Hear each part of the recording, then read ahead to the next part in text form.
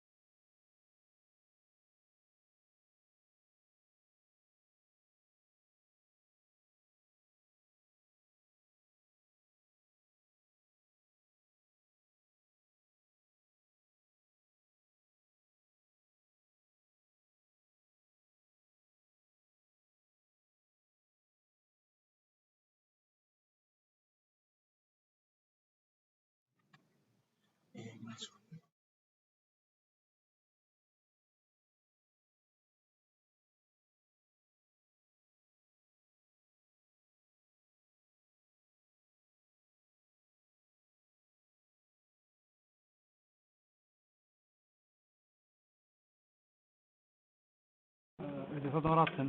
Já, þetta er Anna sem bjó til hana. Ok.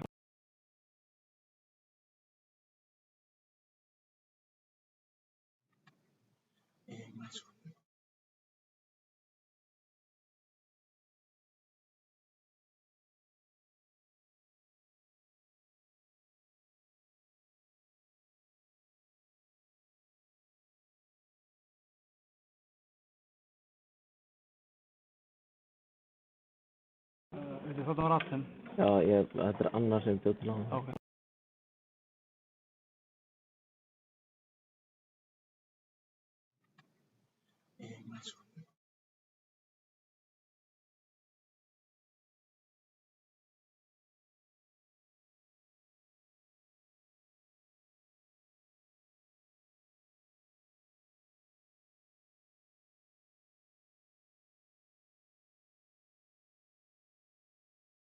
Veitu þarna var ratinn?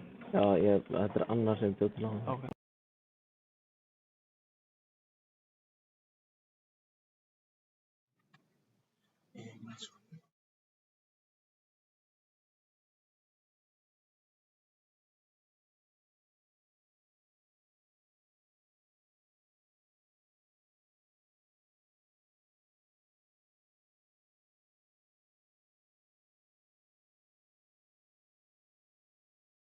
Veitu þarna var ratinn?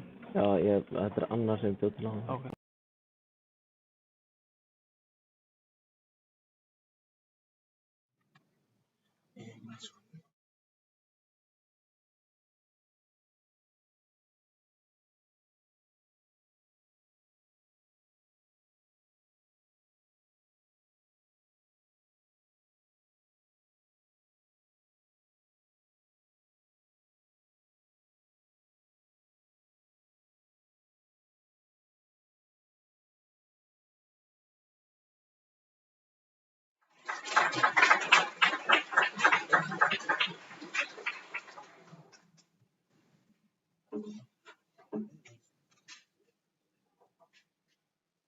Já, komið í sæl. Ég heiti Njáll Trausti Friðbjörnsson, 51 árs. Ég er kvæntur með Guðrúnu G. Hauksdóttur sem situr hérna út í gluggann og ég hef verið þingmaður Norðausturkjördæmis frá 2016, síðustu 5 ár. Áður tók ég þátt í bæjarmálum hér á Akureyri. Það eru 30 ár í þessum mánuði sem ég byrjaði að starfa hérna í glugganum á Akureyri sem hefði sem þetta er ónöðsaga í fluginu.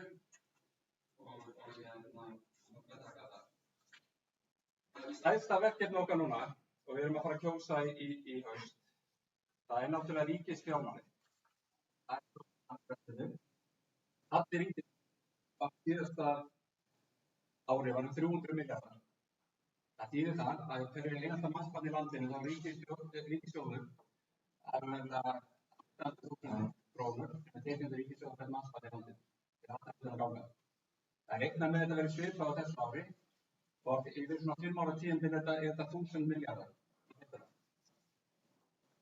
Við erum að tala um 3,4 milljónir á hvern mannsbarn sem að þetta er stóra verkefni að þetta rætist til. Að við náum metnaðarskilinu hér á stað, að við tökum ekki 5 áriða, heldur að við tökum þetta 2-3 ára og náum að vinna niður skuldirnar. Það sem að gerir þetta mögulegt, það sem við búum að gera síðast ár, er það að undir stjórn Sjálfstæðisflokksins í ríkisstjórn frá 2013 þá fór greiðlega mikið niður að skuldum. Þetta hefur verið hagvöxtur í landinu, þannig að skuldahlutfall var að lækka mikið. Þess vegna var þetta COVID-ástand, það var þetta breiðast við með þessum hætti sem að eiga þeim núna. Það er rétt alveg í huga, þeir voru í fjármálaráðuneytinu fyrir 2 árum, þannig að það eru 2 ár síðan að WOW er féll. Það þýddi fyrir ríkissjóð svona 30-40 milljarðar króna halla. Þannig að COVID kom árið seinna og það tífaldaðist vandi ríkissjóðs okkar. Bara við það. Þannig að þetta var gríðarlegt ástand. Þetta er stóra verkefni í stóra samhenginu og ég treysti engum betur fyrir Sjálfstæðisflokknum að takast á við það í ríkisfjármálum. Þetta er verið einstaklega áhugavert á þessu árum að vera nefnt alla hennar tíma í fjárlaginu og takast á við sem hefur að gerast það. En það er mikið mikla fólkin í því. Þetta er rosalega stuttur tími, 5 mínútur til að fara gegn það. Mér langar aðeins að renna í gegn hvað maður hefur að fást við. Ég hef ekki sittið í fjármálanefnd á þennan tíma. Þá var ég varaformaður utanríkismálanefndar, síðan hef ég verið atvinnunemnd á þennan tíma og er formaður Íslandsdeildar NATO-þingsins. Það er svona ákveðastafn sem ég sinni í þinginu. Helstu áherslumál, og auðvitað er það þannig að allt sem svona samgöngumálum hafa verið mín áhugamál frá Vatnsaldri. Það er eins og það er. Og auðvitað er til þetta kjörðan eru samgöngumálin að stærstu einstöku málum. Það snýst allt þetta. Við tala ekki bara fjarskipti, ljósleiðara. Þetta er hluti af þessum, það sem veruleikin í dag er samgöngumál. Það er frábært verkefni sem við höfum náð miklum árangri sem að tengja ljósleiðara væðingu landsins. Raforkumálin hefur líka verið ekki mikilvægt þessu. Og nú erum við að ná að byggja upp flutningskerfi raforku, þannig að nú erum við búin að tengja Fljótsdalsvirkjun til Langavelli innan árs, eftir ár. Og það voru gríðarlega sterk orku. Við tengjum við Blönduvirkjun gríðarlega sterk svæði og við höfum gríðarlega mikla möguleika í grænni orku og uppbyggingu og tengslu við fjórðu uppbygginguna sem við fara að sjá fjarskipti og græn orka eða fólksvöndan og undirstaðan. Þetta er þetta undir fjórðu uppbygginguna. Okkur þetta með vinnu og prófaði að þeirri vinnu. Þannig að það er mörg að taka það. Ég líka verður mikið áherslu bara almennt á öryggismál þjóðaröryggismál. Ég er að tala Reykjavíkurflugvöll, það er að tala þjóðaröryggismál. Ég er að tala raforkukerfi, flutningskerfi raforku, það er að tala þjóðaröryggismál. Það er svo margt sem kemur þessu, þess að veðrið í desember 2019 kennt okkur.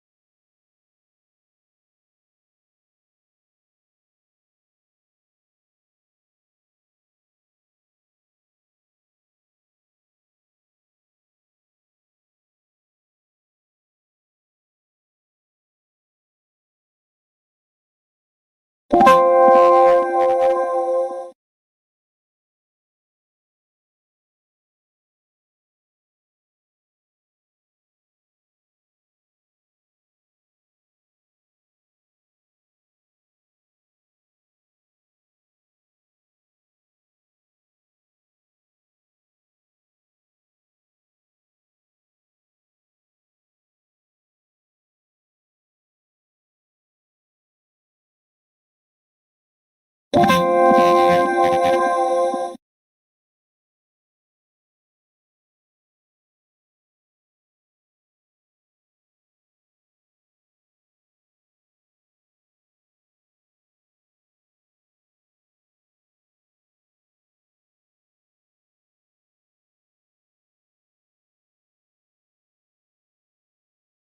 fyrirbæri en í komandi kosningum munum við þurfa að sameina hópana okkar. Við ætlum öll að leggjast á eitt og vinna að því sem við eigum sameiginlegt. Sameinuð erum við sterkust og þannig getum við leitt þá framþróun sem við viljum. Við eigum að nota sterk tengsl okkar inn í þingflokkinn til þess að fá flokkssystkin okkar fyrir sunnan með okkur í lið og sýna þeim að sterk landsbyggð og gerir sterkara land en í komandi kosningum og síðan þurfum við að raða öllum öðrum þingmönnum kjördæmisins á bakvið málefnin okkar og stíga fram sem eitt í þessu margt og vinna að því sem við erum öll sammála og núna er kominn tími til að framkvæma.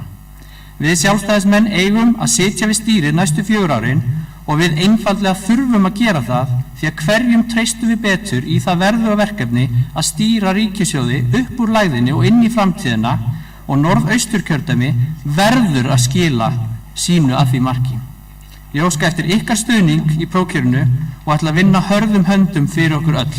Takk fyrir.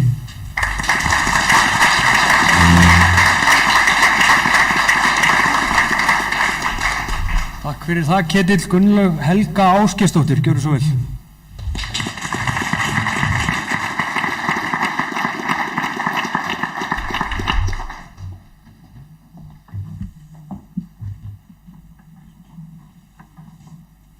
Komið í sæl, það er gaman að fá að vera með ykkur hérna í kvöld. Ég heiti Gunnlaug Helga, ég er 25 ára gömul og ég er frá Ólafsfirði. Ég er sjávarútvegsfræðingur mennt og núna í mastersnámi við Iceland School of Energy þar sem ég læri sjálfbæra orkunýtingu. Ég hef verið lengi í Sjálfstæðisflokknum, er núna gjaldkeri Sjálfstæðisfélags Ólafsfjarðar og meðlimur í stjórn loftslagsráðs Sjálfstæðisflokksins. Ég býð mig fram í 5. sæti vegna þess að ég vil láta gott að mig leiða. Mín stefnumál mótast einna helst af því hver ég er og hvaðan ég kem. Úr því að ég er frá Ólafsfirði þá er ég mjög vön innilokun og þannig á það alls ekki að vera. Ég tala að því fyrir bættum samgöngum á landsbyggðinni og helst á landsvísu. Mér langar eiginlega að segja ykkur svolítið en þegar ég kláraði sjávarútvegsfræðina við Háskólann á Akureyri þá fór ég til Færeyja og þar sótti ég með menntun í fiskiðnaði. Síðan þá komst ég að því og kynntist færeysku samfélagi að þeir tala alltaf ríkisstjórnina sína sem samgönguna og það þótti mér svolítið sterkt því að í Færeyjum eru hvergi fleiri jarðgöng á jafn fáa íbúa. Það eru 19 jarðgöng á 50.000 íbúa og mér finnst að við getum gert eins og jafnvel betur. Við eigum að tengja saman landið og tengja byggðir og hafa þá sameiginlegu hugsjón að samgöngur séu lífsgæði. Ég tala einnig fyrir öflugra atvinnulífi og þar sem ég er enn ung og þarf að sækja með menntun á suður, þá langar mig rosalega að geta komið heim og unnið í mínum heimabæ, minni heimabyggð. Og ég segi að við þurfum að skapa störf, við þurfum atvinnu. Og við erum að reyna að skapa störfum í Fjallabyggð. Við sáum að við gætum hafið seiðaeldi, en svo komist að því að Akureyringar voru ekki sammála og vildu loka Eyjafirði fyrir eldi án þess að spyrja kóngni prest.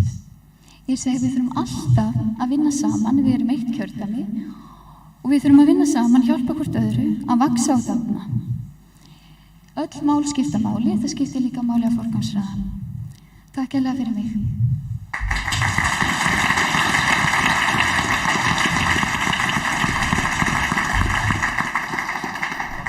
Gunnar Nevill Örlygsson, gjörðu svo vel.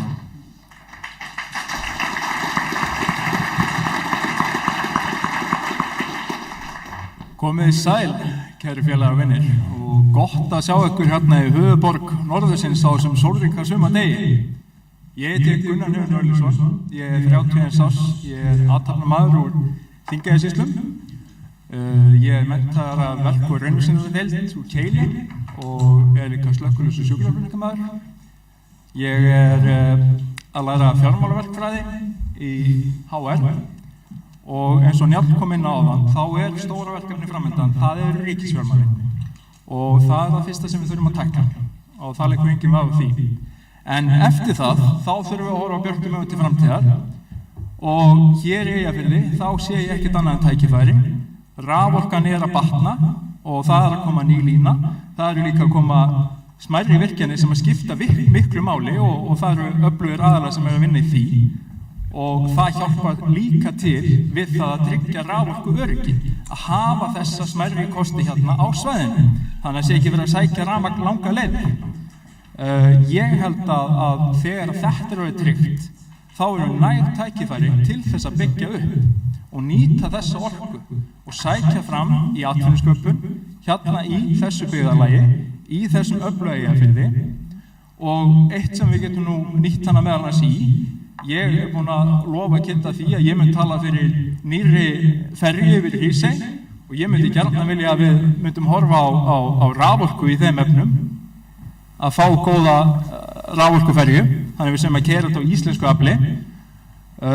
Svo þarf líka að horfa og hlúa að háskólanum hérna á Akureyri og það sem að mér finnst vekja ákveðna furðu, það er kynjahlutfallið, hvernig það skiptist.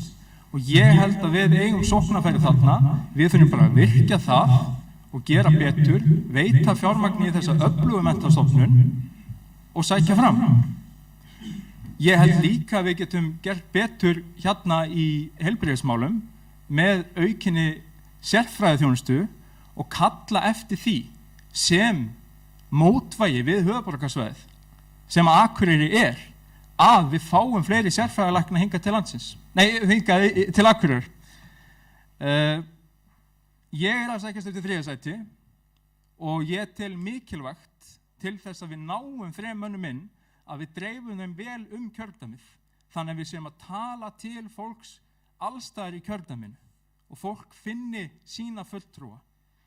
Ég er að sækjast eftir 3. sæti og ég óska eftir stuðningi ykkar til þess að styðja mig í því. Áfram við!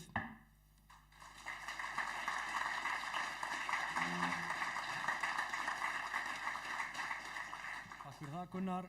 Gauti Jóhannsson, gjör svo vel.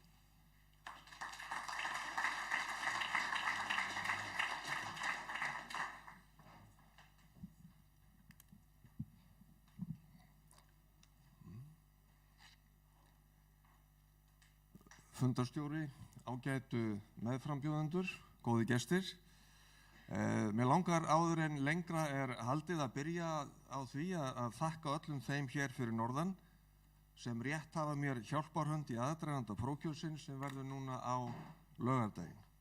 Ég hef verið aðstoðaður með gistingu, mér hefur verið boðið í mat og kaffi og þar fram eftir götunum. Og þetta áreindar við allt kjördæmið en mér fannst rétt að minnast á þetta hér því að einhver sagði mér að það gæti verið erfitt að kynnast Akureyringum en mín reynsla er svo að það er fjarri lagi. Ég hef allstaðar verið boðinn velkominn og allir sem ég hef leitað til hafa verið boðnir og búnir að létta mér lífið. Hafðu öll bestu þakkir fyrir aðstoðina og móttökurnar. Á ferðum mínum undanfarnar vikur og mánuði hefur mér orðið ljóst að Norðaustur kjördæmi er landfræðilega stórt og fjölbreytt. Þar er að finna hvort tveggja í senn, afskekktustu byggðir á Íslandi og það sem kemst næst því að vera vísir að borg utan Reykjavíkur sem er Akureyri. Þrátt fyrir þessa fjölbreytni er það svo að sameiginlegir hagsmunir íbúa á svæðinu eru meiri en minni þegar að er gáð. Í spjalli við íbúa eru áherslurnar allstaðar svipaðar og snúa að lífsgæðum og að þau séu með þeim hætti að fólk geti sett sig niður til framtíðar í kjördæminu hvort heldur er í dreifbýli eða þéttbýli. Með lífsgæðum á ég meðal annars við aðgangað heilbrigðisþjónustu, orku, menntun, fjölbreyttu atvinnulífi, samgöngum og menningu, svo fátt eitt sé talið. Við hér, þessi samstillti hópur sem er í framboði, gerir sér í meginatriðum grein fyrir þessum áherslum og að mínum dómi er það óþarfi nú í aðdraganda prófkjörs í okkar eigin flokki að við förum að yfirbjóða hvert annað hér varðandi einstaka framkvæmdir eða aðgerðir í kjördæminu. Það sem skiptir máli er að Sjálfstæðisflokkurinn að loknum kosningum komist í aðstöðu til að hafa áhrif og hrinda okkar áherslum í framkvæmd. Það er það sem skiptir máli. Við erum ennþá bara í fyrri hálfleik. Til þess erum við með prófkjör, til að stilla upp lista sem líklegur er til að ná árangri í kosningunum í haust. Við getum öll verið sammála um það. Ég hef starfað á vettvangi sveitarstjórnarmála nú í það bil 11 ár og ég hef séð hvar skórinn kreppir í samskiptum sveitarfélaga en ekki síst atvinnulífsins við stjórnvöld. Það eru gríðarlegir möguleikar í kjördæminu sem við þurfum að fá að nýta betur og það felst í því einhver alger grundvallar skekkja að samskipti við hið opinbera skuli alltaf vera flöskuhálsinn sem við stöndum frammi fyrir þegar við ætlum okkur eitthvað í atvinnulífinu eða í framgangi góðra verka. Við þekkjum öll þessar sögur, annaðhvort úr eigin fjölskyldu, vina eða kunningjahópi baráttuna við regluverkið. Það þarf ekki að líta annað en til nýlegrar skýrslu OECD þar sem framkomu tillögur ekki í tugatali heldur í hundraðatali það með hvaða hætti mætti létta rekstraraðilum í ferðaþjónustu og byggingariðnaði lífið án þess að það hefði neinar afleiðingar aðrar en þær að létta fólki líf og störf. Það eru nóg að taka. Það eru 164 ríkisstofnanir í landinu. Það verður að bregðast við þessu ástandi, markvisst og án tafar og þar vil ég leggja mitt að mörkum. Grunnurinn að góðri útkomu Sjálfstæðisflokksins í kosningunum í haust verður lagður í prófkjörinu núna helgina. Ég er þeirrar skoðunar að Sjálfstæðisflokkurinn eigi ekki að hafa færri en 3 þingmenn í kjördæminu. Við eigum ekki að sætta okkur við minna. Til að það megi verða þurfum við að stækka þann hóp sem kýs flokkinn og við verðum að ná að höfða til fleiri en við höfum gert fram að þessu. Boðskapur okkar og það sem við stöndum frammi fyrir þarf að ná út fyrir raðir þeirra sem nú þegar styðja flokkinn og við verðum að fá fleiri til að leggjast á árarnar með okkur. Við verðum að fjölga sjálfstæðisfólki í norðausturkjördæmi. Það er ekki flóknara en það. Það þarf að vera eftirsóknarvert að taka þátt í pólitísku starfi. Það þarf að vera skemmtilegt, það þarf að skapa stemmingu og það þarf og verður að vera gaman hjá okkur í haust. Þannig náum við árangri. Ég er tilbúinn að leggja mitt af mörkum til að það megi verða og falast eftir stuðningi ykkar í fyrsta sæti. Takk fyrir.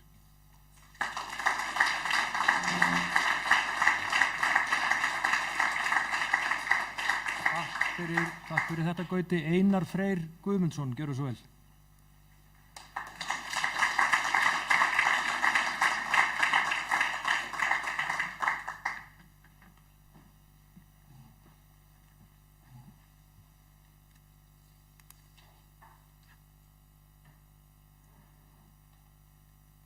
Já, takk fyrir og góða kvöldi, gott fólk. Það er gaman að sjá hvað margir sá sér fært að mæta. Það sérstaklega í þessu góða veðri sem úti. En annars heiti ég Einar Freyr Guðmundsson og er að bjóða mig fram í 5. sæti í prófkjöri Sjálfstæðisflokksins í norðausturkjördæmi. Ég er 18 ára gamall, bý á Egilsstöðum, er ættaður frá Bolungarvík og er sonur hjónanna Guðmundar Bjarna Börgvinssonar og Halldóru Óskarsdóttur. Ég er nemandi við Menntaskólann á Egilsstöðum, formaður ungmennaráðs Múlaþings og sumarstarfsmaður hjá Alcoa Fjarðaáli. Megin ástæðan fyrir því að ég býð mig fram í prófkjörinu er svo að ég vil að Sjálfstæðisflokkurinn auki við fylgi sitt og nái helst inn 3. þingmanninum í kjördæminu. En núna á flokkurinn 2 þingmenn á 10. Þá getur einhverju spurt sig hvers vegna mér finnst svona mikilvægt að flokkurinn á góðum árangri og því er til að svara að ef flokkurinn nær ekki góðum árangri er raunveruleg hætta á því að eftir næstu kosningar verði mynduð Reykjavíkurstjórn. Það er ríkisstjórn mynduð á sömu flokkum og mynda borgarstjórnarmeirihluta Reykjavíkur. Ég held að við sem erum hérna inni samankomin í þessum sal getum verið sammála að það má ekki gerast og dugir að nefna fjármálastjórn borgarmeirihlutans sem ástæðu fyrir því. Til að Sjálfstæðisflokkurinn fái síðan sem besta kosningu þurfa framboðslistar hans að vera sterkir og endurspegla kjósendahópinn sem best. Skoðanakannanir sýna að Sjálfstæðisflokkurinn á mikið inni hjá yngsta kjósendahópnum og ég vil meina að mestu sóknarfærin hjá flokknum felist í því að ná betur til ungs fólks. Góð leið til að ná betur til þessa ágæta hóps er að hafa eitthvað á þeirra reiki ofarlega á lista og er ástæðan svo að ungt fólk er líklegra til að kjósa annað ungt fólk. Að þessu sögðu ég samt ekki að segja fólki að kjósa mig í 5. sætið bara af því að ég ungur. Svipað þegar Vigdís Finnbogadóttir sagði það á ekki að kjósa mig af því ég kona, það á að kjósa mig af því ég maður. Með þessu á ég sem sagt við að ég hef margt annað fram að fara heldur en aldurinn og þá sérstaklega áherslumál mín. Í fyrsta lagi stend ég fyrir bættar samgöngur í kjördæminu. Ein megin forsenda þess að fólk vilji búa hér svo að samgöngur séu tryggar og góðar. Til dæmis má nefna að við eigum að halda áfram að þróa loftbrúna svokölluðu til hins betra og það má gera með því til dæmis að fjölga niðurgreiddum leggjum á ári eða jafnvel hækka endurgreiðsluhlutfallið frá því sem nú er. Í öðru lagi vil ég haldið verði áfram að einfalda regluverk, eins og áður hefur komið inn á hérna, en það bæði skilvirk og ódýr aðferð að mínu mati til að auka verðmætasköpun í landinu. Í þriðja lagi vil ég minni ríkisumsvif. Ég vil meðal annars draga verulega úr umsvifum Ríkisútvarpsins á auglýsingamarkaði með það að markmiðið að renna styrkari stoðum undir tekjustofna einkarekinna fjölmiðla sem standa einmitt höllum fæti þessa stundina. Síðast en ekki síst legg ég einfaldlega áherslu á að gera landsbyggðina að samkeppnishæfari búsetukosti. Það á ekki skipta máli hvar fólk fæðist og elst upp. Það eiga allir að hafa sama aðgang á nauðsynlegri þjónustu á borð við menntun og heilbrigðisþjónustu. Ég ætla ekki að hafa þetta lengra sinni og segi því takk fyrir mig.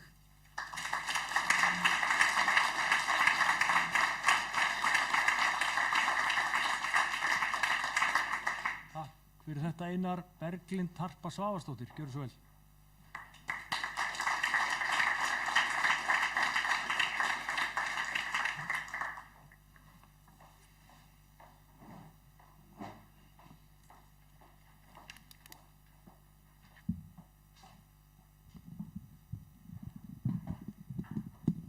Komið sæl.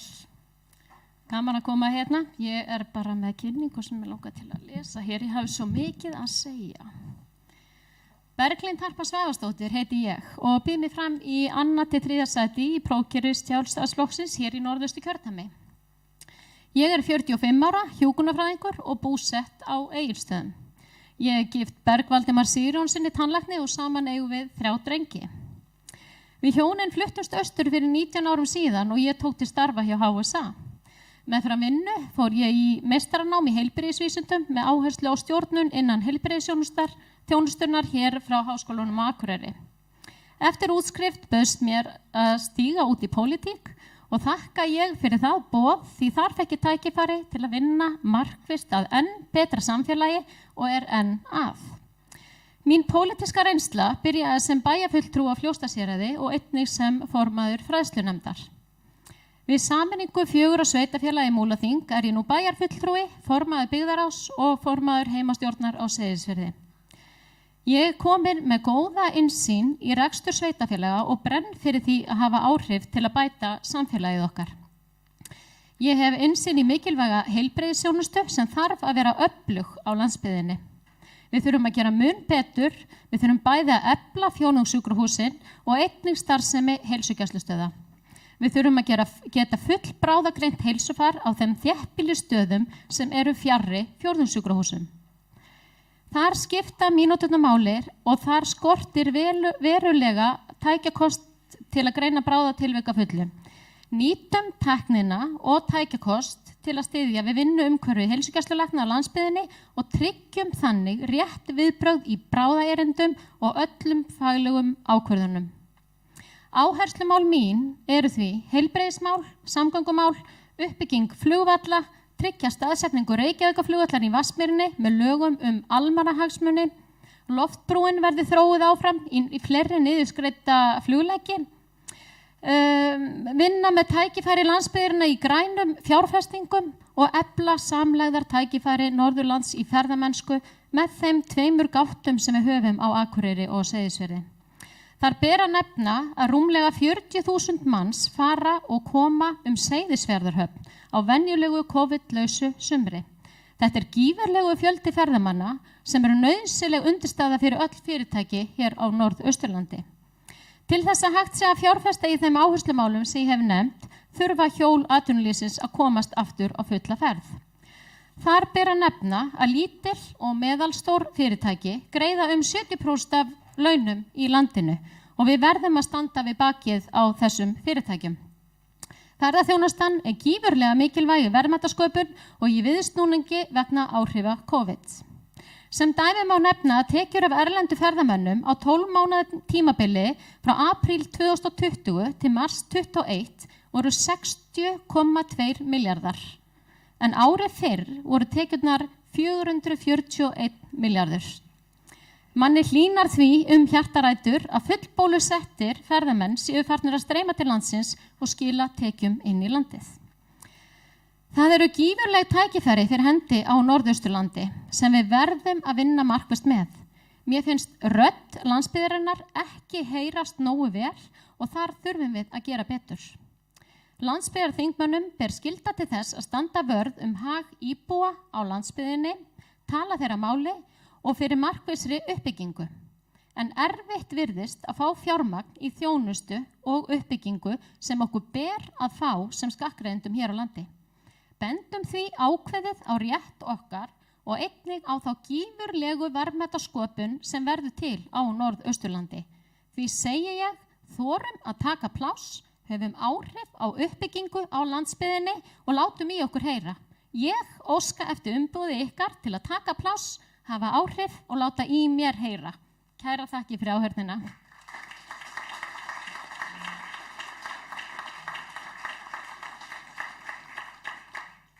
Þetta Berglind Harpa, Berglind Ósk Guðmundsdóttir, næst, gjörðu svo vel.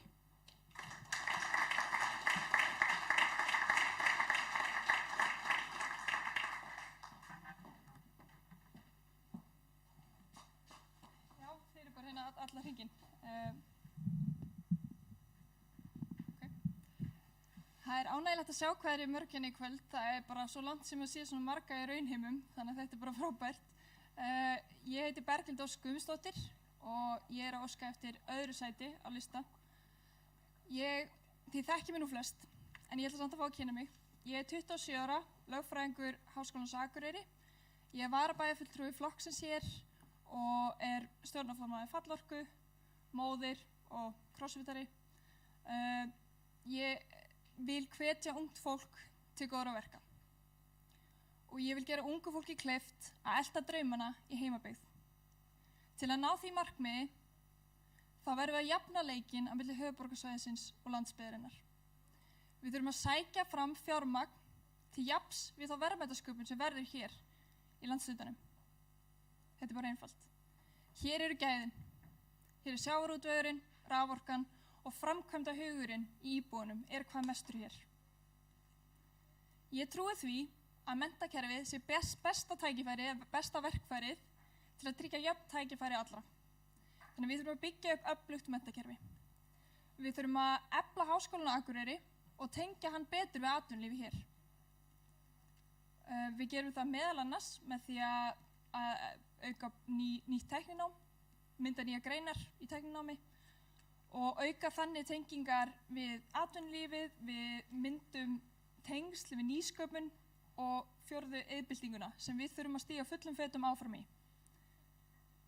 Lítil og millistór fyrirtæki, þau eru vissulega undirstaða atvinnulífs hér á landsbyggðinni og í samtölum mínum við fyrirtækjaeigendur hér algjörlega ljóst að það margt í umhverfi þeirra sem við verðum að bæta. Og það til dæmis með regluverkið. Það algjörlega orðið glórulaust monster sem við verðum bara að fara að glíma við. Og við gerum það líka með því að minnka ríkisafskipti, eftirlitskerfið og ríkisafskipti og lækka álögur. Þetta þessi sjálfstæðismál sem skipta gríðarlegu máli fyrir okkar fólk hérna í landshlutanum. Það líka samgöngunar, eins og við erum búin að heyra og eins og ég hef heyrt hvert sem ég farið kjördæmið. Það eru samgöngunar, þetta hitamálið, þetta skiptir máli og við þurfum að standa vörð réttin til að velja búsetu. Og það akkurat samgöngunar sem við horfum til þegar við erum að ákveða hvar við ætlum að búa. Unga fólki gera það ekkert minna heldur en allir hinnir. Þannig við þurfum að tryggja góða vegsamgöngur, góða flugsamgöngur og fara að bora þessi jarðgöng, af því þetta eru líka öryggismál. Og það ekki spurning að við þurfum að berjast saman fyrir þessum hlutum og ekki sundurleiti í kringum allt kjördæmið. Það hlutinir í kosningunum sem auðvitað munu skipta máli og það það að við sjálfstæðismenn, við vitum hver sjálfstæðisstefnan Við þekkjum hana og við vitum af hverju sjálfstæðisstefnan þarf að vera ofan á eftir kosningarnar í haust. Það skiptir bara gríðarlega miklu máli að við verðum með sjálfstæðisstefnuna leiðandi þegar við ætlum að endurbyggja Ísland í kjölfar COVID. Og við þurfum að þora að eiga samtalið og nenna því að eiga samtalið því við vitum betur. Við þurfum að nenna því að tala hvað sjálfstæðisstefnan. Og unga fólki þarf að fá að heyra það, að því unga fólki okkar, það heldur kannski að vinstristjórnin sé ekki mikið forræðishyggja og hún en hún boðar það og hún óþolandi. Við viljum tala fyrir frjálslyndi, þá tölum við fyrir hægri málum. Og við þurfum bara að vera skýr í orði og verki að við tölum fyrir framtíð Íslands. Þetta eru mál sem skipta mig máli og ég óska eftir ykkar stuðningi í annað sæti í prófkjörinu. Takk hérlega.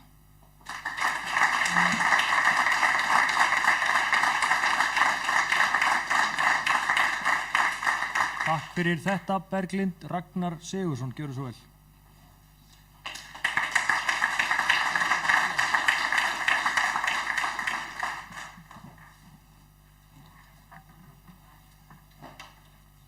Takk fyrir og góða kvöldi, kæru vinnur og félagar.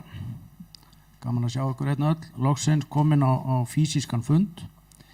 Eins og fram hefur komið þá heiti ég Ragnar Sigurðsson. Ég er fertugur lögfræðingur frá Reyðarfirði og óska eftir stuðningi ykkar í 3. sæti á framboðslista Sjálfstæðisflokksins. Mín áherslumál snúa að atvinnulífinu, efnahagslegri viðspyrnu í kjölfar COVID-19, stöðu ríkisfjármálana og frelsi einstaklingsins og samfélagana til athafna. Hvað atvinnulífi varðar lykilatriði að við horfum til þess að virkja það til frekari athafna. Virkja sköpunarkraftinn í samfélögum kjördæmisins og blása til sóknar í verðmætasköpuninni. Atvinnulífið hefur tekið á sig umtalsverðar byrðar á undanförnum árum með hækkandi rekstrarkostnaði í formi launa, húsnæðiskostnaðar og opinberra gjalda. Það á ekki síst við einyrkjana og lítil og meðalstór fyrirtæki. Við þurfum að auka súrefnisflæði til atvinnulífsins með lækkun skatta og álagna og veita þeim þannig svigrúm til aukinna athafna og hjálpa einnig mörgum þeirra til að snúa vörn í sókn. Aukin verðmætasköpun mun hjálpa samfélaginu öllu í viðspyrnunni sem framundan. Við erum í kjörstöðu. Þrátt fyrir umtalsverðan rekstrarhalla ríkissjóðs á síðasta ári, sem verður engum minna á þessu ári, þá enga síður kjörstaða og hún fólgin í þeim að við höfum verið með ábyrga fjármálastefnu á undanförnum árum þar sem skuldir ríkissjóðs hafa verið lækkaðar. Þetta veitir okkur ákveðið samkeppnisforskot. Og hún einnig bundin við það að það bjart framundan. Ferðaþjónustan að fara í gang. Við sjáum glögg merki það. Álverð fer hækkandi. Sjávarútvegnum vegnar vel. Og mikil uppbygging á sér stað í kjördæminu, í laxeldi, fiskeldi og ýmsum öðrum iðnaði og sviðum. En við getum gert betur.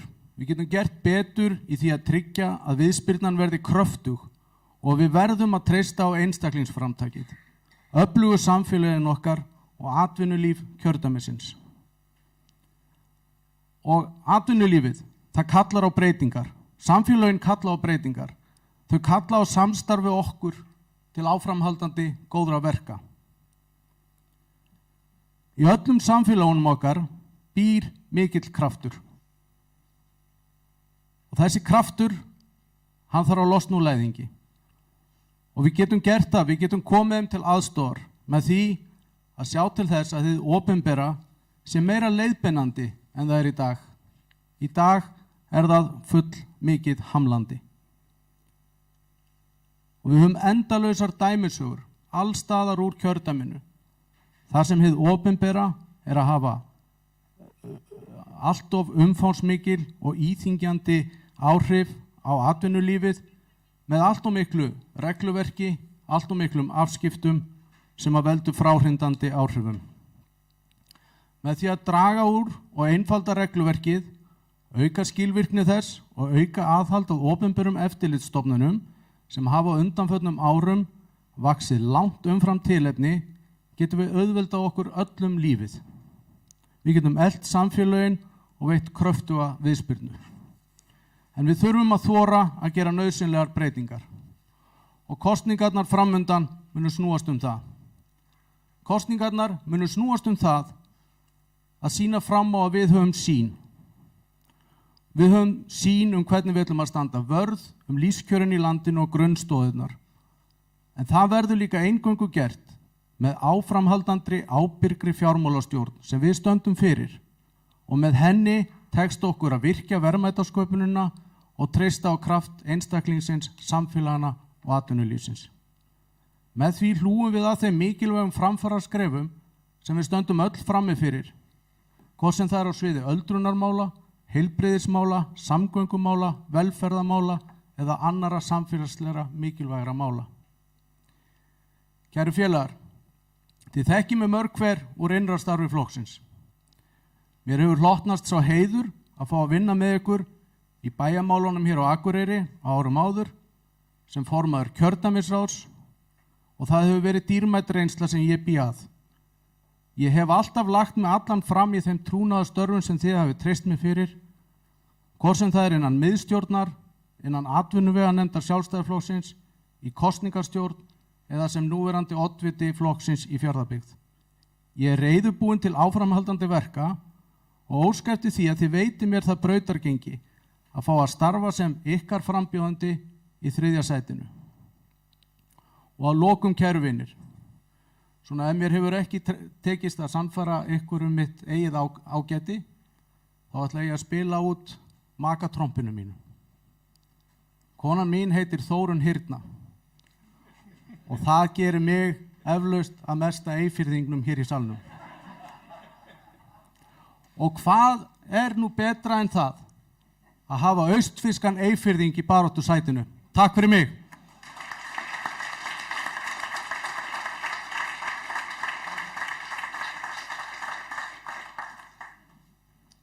Já, takk fyrir þetta Ragnar. Þá hafa frambjóðendurnir lokið sér af og við opnum bara fyrir spurningar. Ég minna það sem ég sagði hér áðan að ég bið fólk að hafa spurningarna stuttar og hnitmiðar og svörin sömuleiðis frá frambjóðendum. Við erum með einn lausan mikrofón sem við getum látið ganga salinn ef að fólk heldur þess þurfi, en ég bið þá sem að bera upp spurningar að tala hátt og skýrt og gera bara vart við sig. Við reynum að fylgjast með því hér sem við erum að reyna að stýra þessu fundi þegar fólk vill kveða sér hljós og það hljóta að vera spurningar sem að brenna á fólki eða hvað. Orðið er allavega laust. Já, Valdimar Karl, gjörðu svo vel. Þú mátt gera þetta þarna ef þú vilt. Þið töluðu mörgum ábyrga fjárhagsstjórn og töluðu síðan Töluðum ábyrga fjárhagsstjórn og síðan loftbrúna eða skoskuleiðina eins og sumir vilja kalla það. Viljið þið meina að það er saman og hvort ætlið að berjast fyrir aðgengi okkar að þjónustu í Reykjavík eða fyrir þjónustu á landsbyggðinni? Vegna þess að það virðist vera þessi sjálfstæðisleið sem að Berglind talaði að hún sé þannig að við skerum niður á einu stað og bætum í á 4 stöðum. Og það er gott dæmi það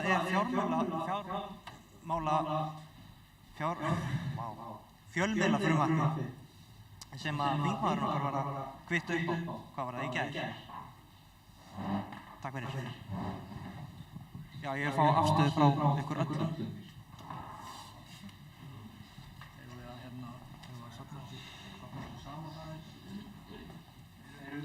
Punktið hjá okkur bara taka kannski 2-3 eitthvað svoleiðis hámar, sérstaklega það er beint til ykkar allra og svo bið ég ykkur af því að við erum nú 9 og tíminn er ekki endalaus að vera mjög stutt í svörum. Við erum fleiri sem að vilja leggja orðið belg. Það er líka bara allt í lagi að þið bregðist þá við þessu ef þið viljið, ef þeir sem vilja. Ég er bæði hér með lausan mæk sem þið getur notað en þið með líka koma hér í púltið. Ég verð grimmur á tímanum hins vegar.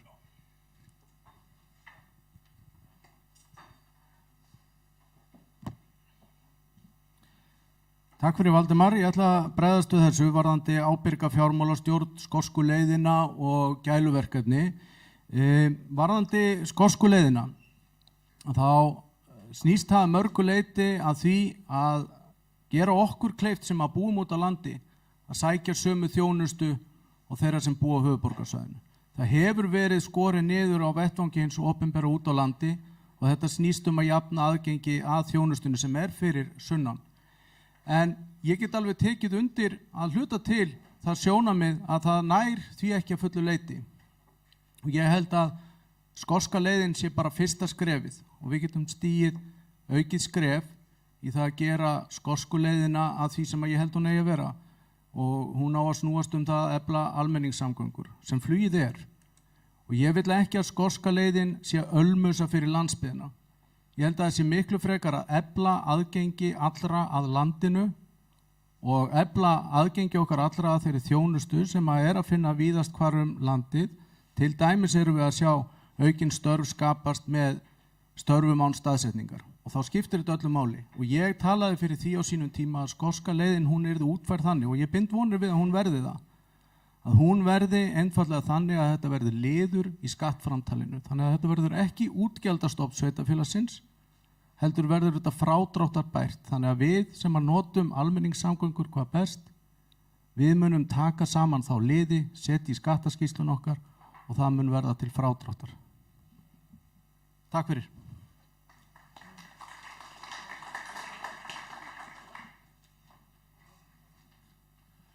Já,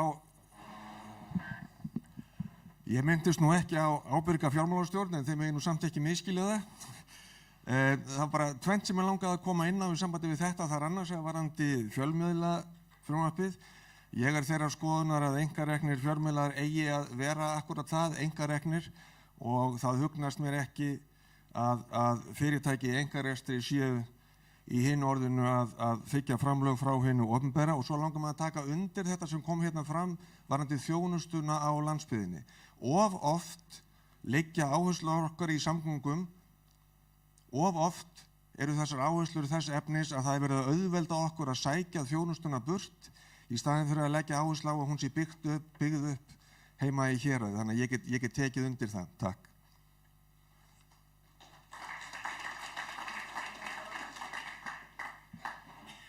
Berglind Harpa, já, gjör svo vel.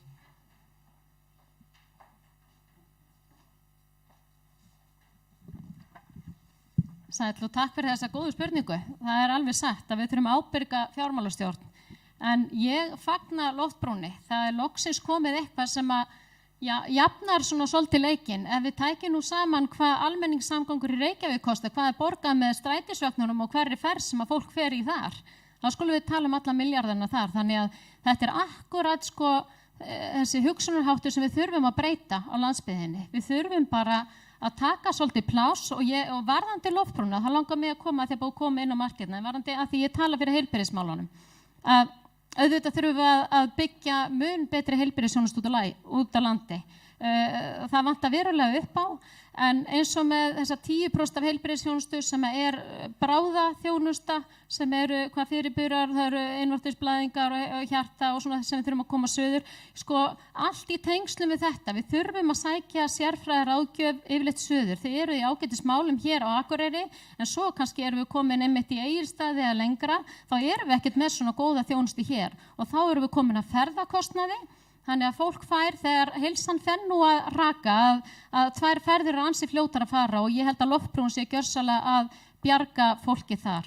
Og einnig með að ná ungu fólki út á land eða bara fjölskyldufólki, að það er bara staðreynd að þegar það fer suður og þá borgar það jafn mikið og fjölskylda fyrir sunnan fer bara til Tenerife. Sko. Þannig að þetta er bara, við erum að tala um almenningssamgöngur, við erum að tala um líka mikla fjármuni í gangna áætlun, við verðum bara að fara að koma 2 göngum í gegn í einu, í staðin fyrir einum, þá þurfum við að skoða, ok, hvar ætlum við að fá fjármagnið?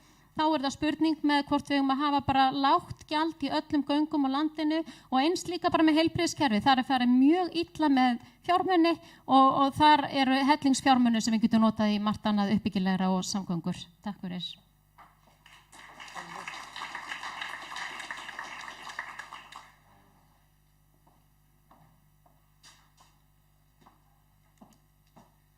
Valdimar, getur þú fært þig aftur svo ég geti hort framan í meðan ég svara þér? Nei, eins og ég skildi þína spurningu, Það varst að tala að ábyrg fjármálastjórn væri ekki sama sem merkja milli hennar og Loftbrúnar. Já, einmitt. Já, ég skil alveg hvert þú ert að fara. Ég hefði kannski viljað að reyna að efla samkeppni í innanlandsflugi. Kannski það bara einhver búbla sem er ekki raunhæf. Varðandi þjónustu á landsbyggðinni með aðgengi að henni, hvort við viljum byggja hann upp hér eða sækja hann alla suður. Það er búið að taka stefnu og það er búið að taka ákvörðun að við erum að byggja upp ákveðna þjónustu í Reykjavík. Þá þurfum við auðvitað bara að efla samgöngunar til þess að nálgast hana, en við þurfum auðvitað að hafa einhverja grunnþjónustu á landsbyggðinni. Það er bara menntakerfið, heilbrigðiskerfið, augljóslega. En ég vil samt beita mér alveg sérstaklega fyrir því að við fórum að auka rafrænar lausnir í opinberri stjórnsýslu. Þannig að við þurfum ekki að sækja svona mikla þjónustu suður. Þannig að ég myndi vilja ræða það meira. Varðandi fjölmiðlafrumvarpið. Þetta er algjörlega óþolandi og ég veit ekki hvort þið eru búin að sjá hana SÚS sendi út mynd af öllum þingmönnum sem tala fyrir því að við ætlum ekki að styðja einkareiki en gera það samt. Nei, styðja við eitthvað opinbert og auka báknið en gera það samt. Þetta er óþolandi, við þurfum að fara að hætta þessu rugli og hætta að tala fyrir forræðishyggju og slíku því. Ég hafði svo sem ekkert meira við það að segja. Takk.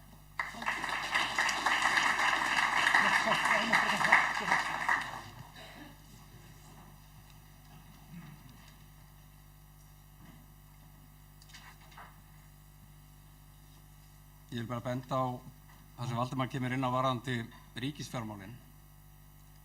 Við lögðum mikla áherslu á það Sjálfstæðisflokkurinn að fá fjármálaráðuneyti aftur með myndun þeirra ríkisstjórnar sem er að klára kjörtímabilið núna.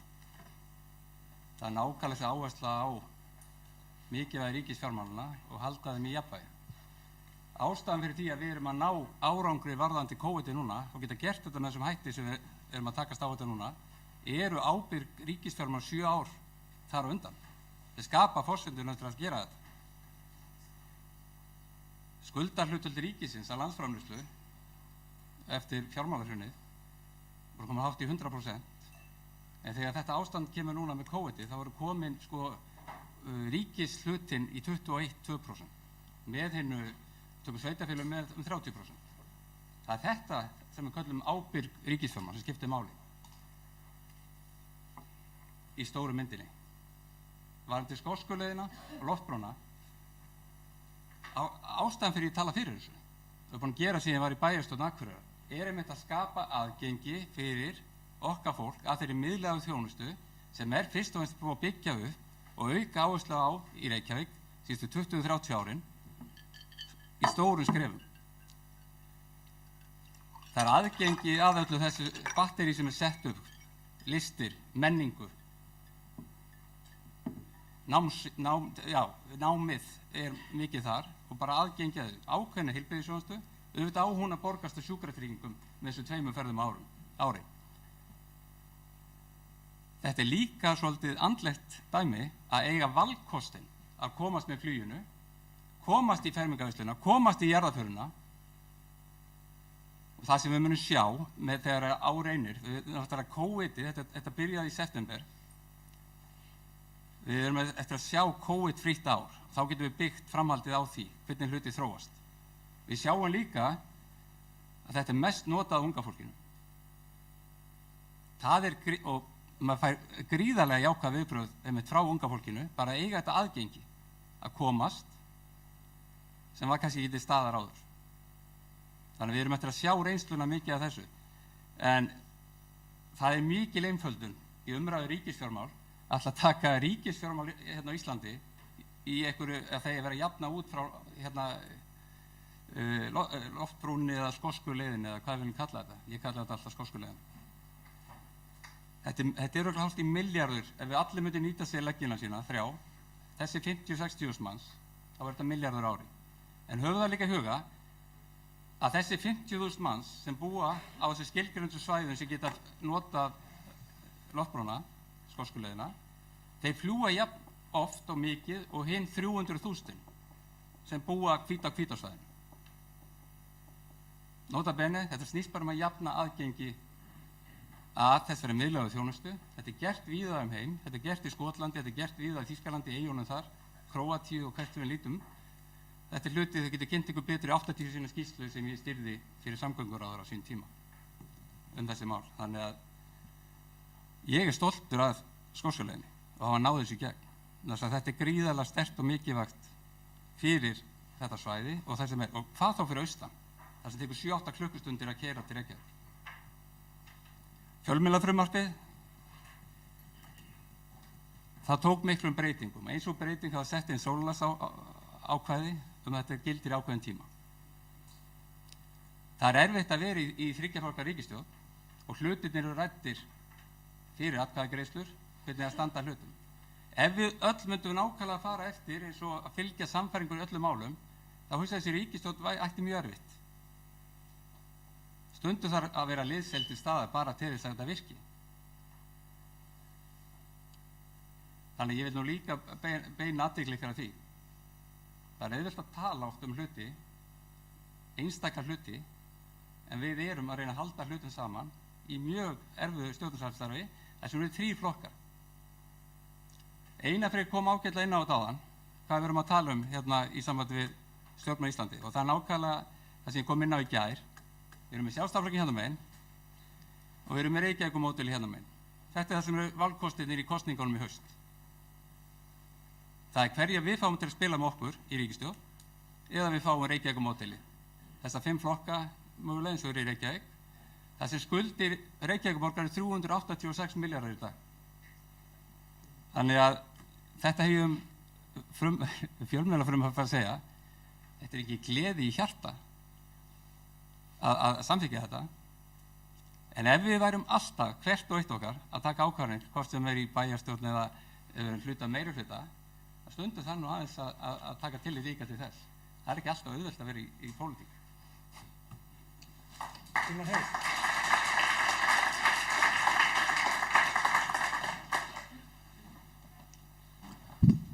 Valdimar, ég varðandi loftbrúna og ríkisfjármál, þá finnst mér þetta ekki endilega saman.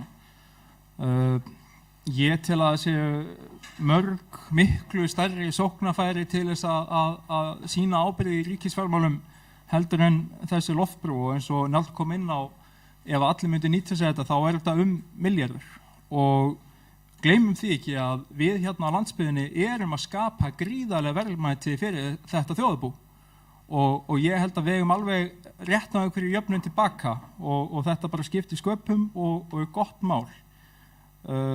Fjölmiðlafrumvarpið, mín persónulega afstaða er sú að ég er ekki hlynntur því en eins og Njáll kom líka inn á að í ríkisstjórnarsamstarfi þá þarf stundum að málamiðla og okkar fólk gerði það en óskast að væri svo að það þyrfti ekki að fara í það. Takk fyrir.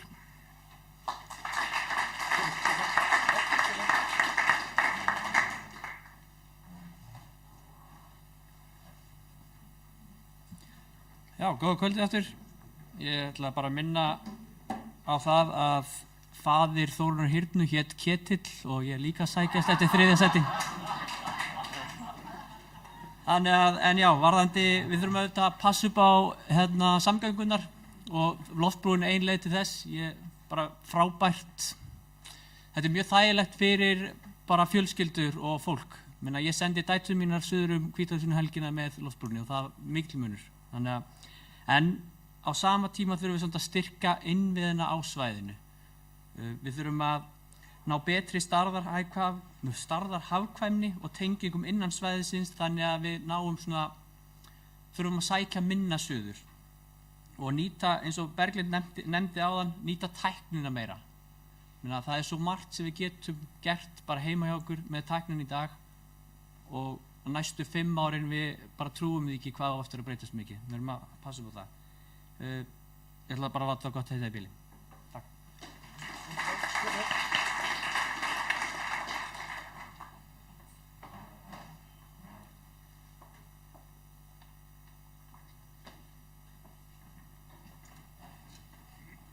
Já, varðandi ábyrga fjármálastjórn og fjölmiðlastjórn, það hef ég svo sem ekki miklu að bæta. Ég tek undir orð Ragnars og Gauta og bara ykkar allra. En varðandi þjónustu á landsbyggðinni, mér finnst það oft verið að gera munur á íbúum á landsbyggðinni og svo þeim að sunnan. Við erum öll landsmenn, þannig að við eigum að nota sömu lífsgæða og sunnlendingar. Varðandi loftbrúna sjálfa, ég saknaði þess að geta ekki hoppað eins og ég gerði þegar ég var yngri. Það var svona í boði fyrir unga fólkið að nota svona afgangssæti á dýru verði og þá kom ríkið ekkert að því. Við borguðum uppsett gjald. Svo finnst mér líka að við erum að nálgast sérfræðingarna sunnan, þetta fagfólk, og við erum að koma því norður. Ég man að þegar ég þurfti að hitta innkirtlafræðing, þá beið ég í mánuð, af því að sá sérfræðingur kom bara einu sinni í mánuði og mér heyrist þetta líka vera svolítið eins með augnlækna. Mér finnst svolítið óþarft að við séum öll að færa okkur suður til þeirra. Þeir ætti að geta komið oftar til okkar og þannig held ég að við hagræðum. Takk kærlega fyrir, þetta verður ekki lengra.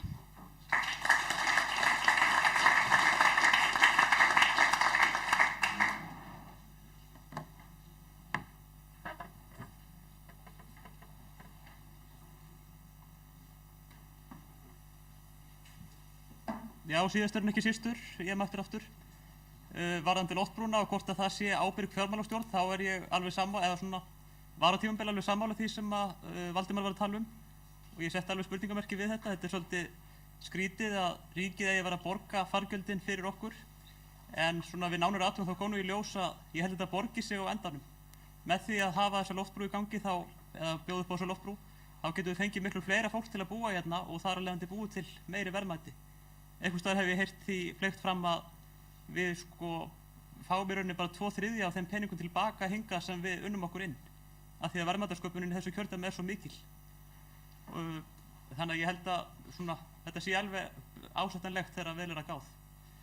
Og varðandi fjölmiðlafrumvarpið þá er nú ekki alveg á því að það sé góð hugmynd en skil auðvitað að þetta sé eitthvað svona málamiðlun en það nú samt að kunna að setja mörkin. Ekki myndum við, þetta er svona eins og það að við erum ekki að fara að samþykkja miðhálendisþjóðgarð í núverandi mynd. Þannig að ég veit ekki alveg hvað ég á meira að segja um það. Allavega er ég á móti fjölmiðlafrumvarpinu eins og það er og vona að það séu það sem flestir. Af því að hættan við það þegar að vera að setja fjölmiðla svona á ríkisspennanni er svo að bara fyrir næstu kosningar fari stjórnmálaflokkar að yfirbjóða hver aðra og þá verða það bara fastir. Svo býður bara samfylkingin í að við ætlum að hækka þetta endurgreiðsluhlutfall upp í 50% og svo verður það 100 og svo framvegis og sá flokkur sem er að bjóða upp á peningana og gefur fjölmiðlunum peningana fær örugglega betri umfjöllun í fjölmiðlunum og þar af leiðandi er lýðræðið í hættu ef við erum að samþykkja svona vitleysu. Takk fyrir.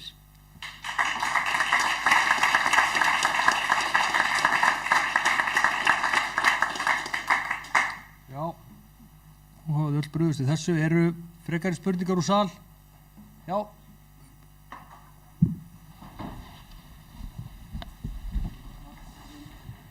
Já, gott kvöld, fundarstjóri og frambjóðandi. Ég vil þakka fyrir ykkur framsögu erindi. Aðalsteinn heiti ég og bý á Auðnum í Öxnadal og er bóndi. Það fór eitthvað lítið fyrir því að þið nefnið landbúnað, þannig að mér fannst allt í lagi að brjóta þessu umræðun og tala ekki bara um loftbrú og svoleiðis. Hver er ykkar afstaða til landbúnaðarmála? Finnst ykkur að við eigum að hafa eðlilega tolla á innfluttum landbúnaðarvörum eða eigum við að hafa þetta ekki neitt? Og nú höfum við séð verslunina,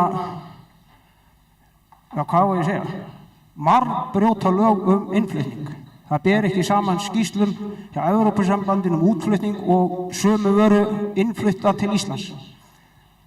Þarna veður verslunin upp í svindli á tollalögum og það er ekkert gert. Það er ekkert verið að, það er eitthvað, ég er í sektar ef ég keyrði á hratt, en myndi segja ég ætla að jafna þetta bara, ég keyrði hægar næst. Þannig þetta væri allt í lagi. Þannig mér langar að heyra aðeins ykkar sjónarmið til þess, eigum að vernda íslenskan landbúnað eða ekki. Takk.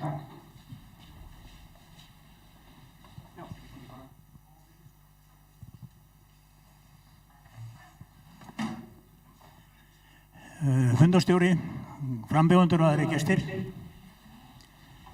Ég ætla að byrja á því að aðeins að gera athugið ykkur. Það þarf þess held ég. Þetta er svona eins og að vera við skemmtilega jarðum fyrir Skagafirði.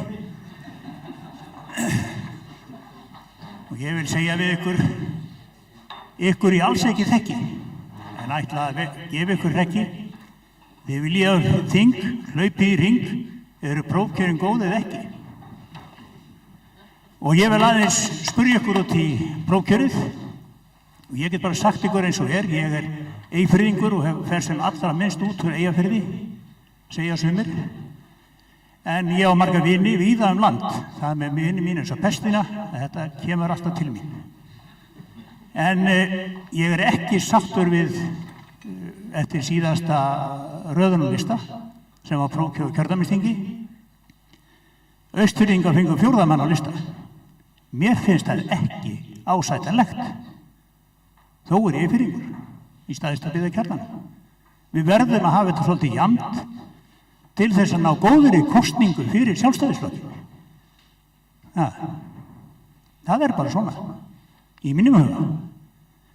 Og svo er annað sem að mér finnst svartur blettur á sjálfstæðismönnum og á öðrum, að það er að ég sé smala inn í flokkin, fólk úr öðrum flokkum til að taka þátt í prófkjöri, til að styðja einn, Gauti smalar fyrir einhverja á vinstri vægnum til að fá fleiri atkvæði, eða Njáll, eða hver sem eða Berglindana 2, þær eru að berjast. Finnst ykkur þetta ásættanlegt að fólk úr öðrum flokkum er að raða á lista hjá okkur? Ég segi nei. Þetta var hér fyrir 40 árum, þá var í fyrstu árið þetta. Ég held þetta væri búið. En ég hef heyrt bara þetta því miður, þá er þetta til ennþá. Nú vil ég bara því svari hvert og einn. Er þetta við líðið ennþá og hafið þið tekið þátt í því? Og ef að svo er, það er ekki gott mál. Takk fyrir mig.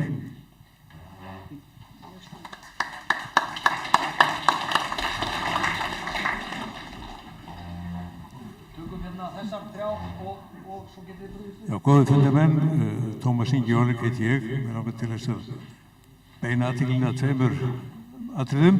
Það var talað hérna áðan að það hefði lítið verið rætt landbúnaðarmál. Mér finnst að ég geti stutt þessa fyrirspurn og beðið meiri umræður landbúnaðarmál, því að það kann ekki góðri lukku að stýra ef sjálfstæðisflokkurinn heldur ekki fyrir stöðu sinni að verja íslenskan landbúnað.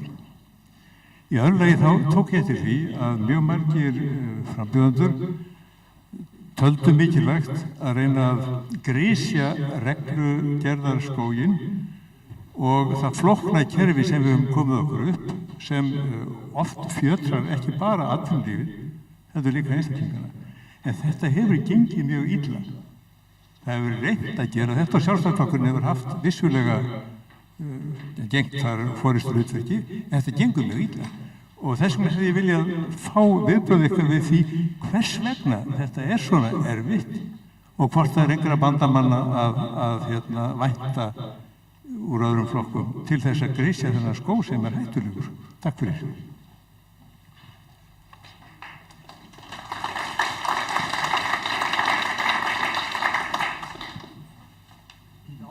Þarna komu 3 spurningar, allar í nokkrum liðum, þeim er beint til ykkar allra, þannig að það er rétt að þið fáið öll að bregðast við. Ég velti fyrir mig hvort það sé ekki bara rétt að við höfum bara sömu röð og á framsögunum hér upphafi til þess að bregðast við þessum spurningum, þannig að þá vitið þið röðina. Ég brýni það fyrir ykkur að því að það er nú greinilega hitnað í salnum og ýmislegt sem brennir á fólki svona eftir því sem að líður á, þannig að þið reynið að vera stuttorð og ég sitt ykkur á hægri hönd og banka með pennanum í borðið ef ég er farin að ókýrast og byrja ykkur að virða það. Þá er það Njáll Trausti sem að færa að bregðast fyrst við í samræmi við röðun á hann. Ég ætla ekkert að standa upp á milli, ég treysti því að frambjóðendur okkar muni hvernig röðun var á hann.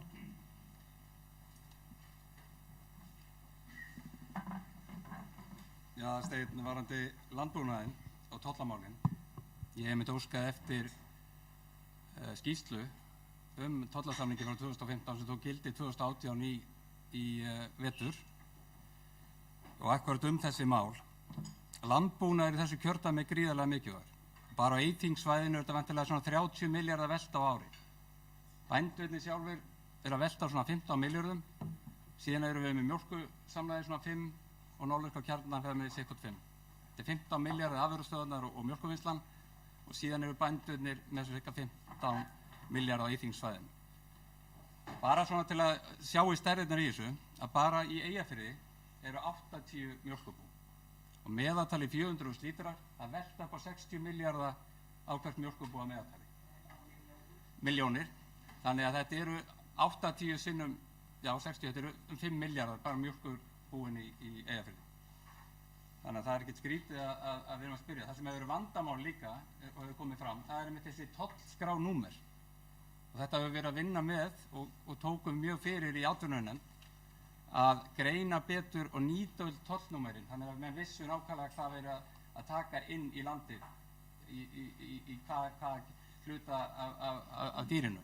Þannig að þetta hefur verið mikilvæg vinnslu og tollurinn að standa sig. Við skulum sjá hvort að það sjáum eitthvað bóta á þessu, en það er vel ljóst hvað ég stend varðandi íslenska landbúnað. Og eins og ég bara sagt ykkur, þetta eru stærðirnar. Og ef fólk tekur það ekki alvarlega í þessu kjördæmi, stærðirnar í íslenska landbúnaði fyrir þetta samfélag, í öllu kjördæminu, þá held ég að menn vera eitthvað að skoða það upp á nýtt. Sína að þetta er svo óbóðslega stórt í okkar umhverfi hér, sem snýr að landbúnaði. Varðandi prófkjörin, Jósefinn, ég get lofaði því að það kemur engin vinstri maður á mínu vegum inn í prófkjör sjálfstæðismanna, svo það sé alveg ljóst. Ég finnst þetta tómt rugl, en ég veit ekki hvernig menn ætla að leysa þetta. Þetta er bara viðvarandi áratugum saman eins og þú segir. Þannig að þetta sé sagt. Við sjáum hvað er að gerast hérna í öðrum flokkum, að það er mikið dregið inn héðan og þaðan. Við með grunnan jafnvel sjálfstæðismenn hafa nú verið að taka víða þátt í prófkjörum núna þetta vorið. Varðandi síðan Tómas Ingi landbúnaðinn og einfaldur regluverks, sem er gríðarlega mikilvægt og það verið komið inn á OECD-skýrsluna í fyrra sem ég myndi var á ráðstefnu þegar verkefni að starta með OECD varðandi ferðaþjónustuna og iðnaðinn. Í þeirri skýrslu komu hátt í, ég held að það eru 464 tillögur hvernig var þetta einfalda regluverk á Íslandi. Það var rúmlega 100 og eitthvað í ferðaþjónustunni og síðan var tekið í byggingariðnaðinum voru þetta gríðarlegu fjöldi. Ég er svolítið gaman að því þegar að miðflokkurinn alltaf tala um bákni burt, sem er sem mesta fjárstæð sem það starfar í þinginu, en þess að hver einustu tillögu það sem við leggjum til að einfalda regluverk, sem við hefum lagt mjög víð á, þá koma þær alltaf að greiða atkvæði gegn því. Þannig að þetta sé alveg þannig að ég hef nú meira litið á miðflokkinu þessu sem báknið kjurt, heldur en nokkuð tíma báknið burt. Þannig hefur það nú verið þetta kjörtímabil. En já, ég skal bara hætta, þá byrja ég ekki aftur. Takk.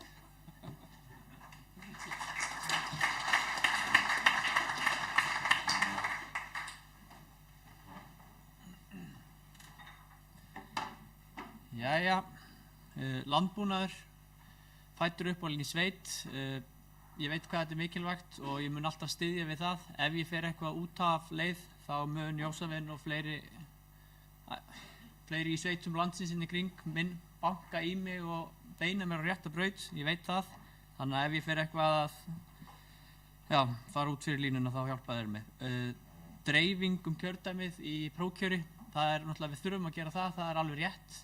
Við þurfum líka að ná aldursdreifingu, en fyrst og fremst hinn venjulega kjósandi, hann mun horfa á fólki á listanum og kjósa eftir því.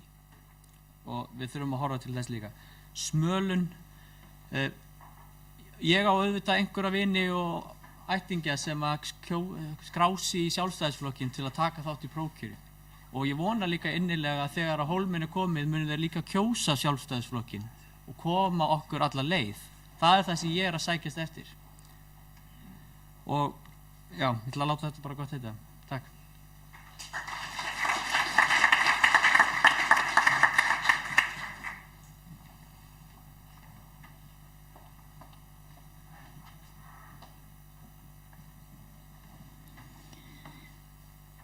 Aðalsteinn, þú myndist á landbúnaðarmálin.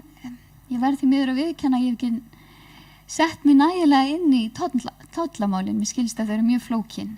En hins vegar ber ég mikla virðingu fyrir bændum og ég fer í sauðburð á hverju ári. Mér finnst hart vegið af bændum og núna ekki síst þegar kemur að umhverfismálum, það er verið að jöða í bændum að þeir sé að beita á illa gróið land og mér finnst þetta bara sárt. Jósafinn varandi fólk úr öðrum flokkum, hvort að ég hafi verið að smala. Nei, það er vegna þess að Sjálfstæðisflokkurinn tala fyrir auknu frelsi og ég þeirra skoðunar að við erum frjálsari ef við fáum að velja bara hvaða flokk við kjósum á þess að þurfa að ganga í hann. Já, ég held sér bara komið. Takk fyrir.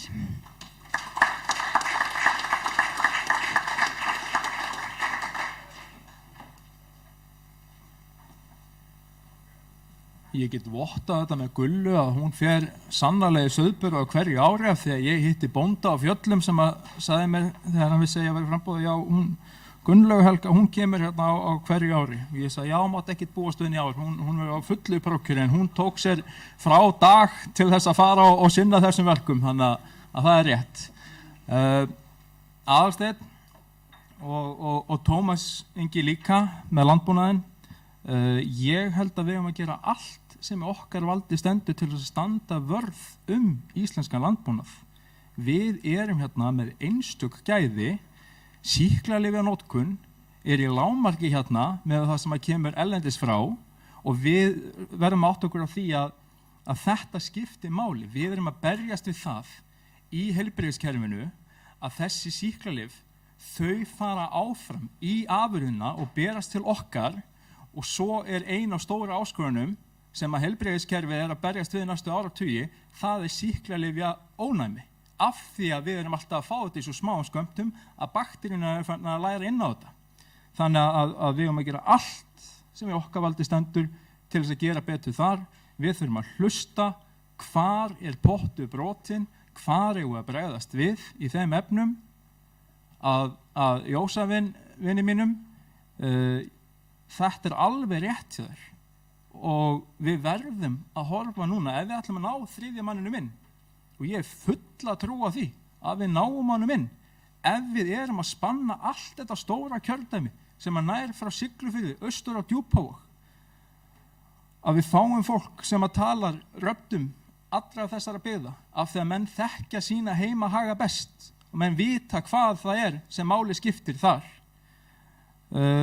Ég var þeirra skoðunar og listi því yfir við kjörstjórnina hérna í upphafi að ég ætli heillavænlega stað núna í þessu árferði með við þennan faraldur að horfa í uppröðun líka út af ákveðina særinda af því að ég hef fundið það eftir því sem að Austa dregur frá Valaheiði að menn segja það að þeir vilja ekki þennan leik enn eina ferðina að það séu toppsettin frá Akureyri. Auðvitað eigi því tilkall til þess að vera í toppnum en það þarf líka að horfa í dreifinguna. Með smölun, nei, ég er ekki að stunda það, en eins og Ketill sagði, ég á einhverja vini sem nú flestir óflokksbundnir og þeir eru tilbúinir að koma og styðja mig í þessu og ég held að það sé bara, mér hefur hingað til gengið vel að kristna fólkin í Sjálfstæðisflokkin. Ég fættist ekki inn í Sjálfstæðisflokkin. Ég fættist inn í vinstri fjölskyldu og var yngstur í þeim hóp. En þegar ég var 30 ára gamall þá labbaði upp á sjónvarpinu heima sem að Davíð Oddsson var á skjánum og ég benti á sjónvarpinu og sagði, mér þykir vænt þennan mann. Ég held að foreldrar mínir hafi áttað sig á því að það var eitthvað að þessu barni þá og svo undirstrikkaðist það 3 árum setna þegar ég sá Halldór Blöndal. Ég hefði aldrei séð merkari mann í lífinu og ég fór og náði mér í blað og penna og fekk eiginhættaáratun hjá honum. Og við sammælumstum það í dag, ég og Halldór, að þetta sé fyrsta og eina eiginhættaáratun sem hann hefur gefið og ég hef þegið.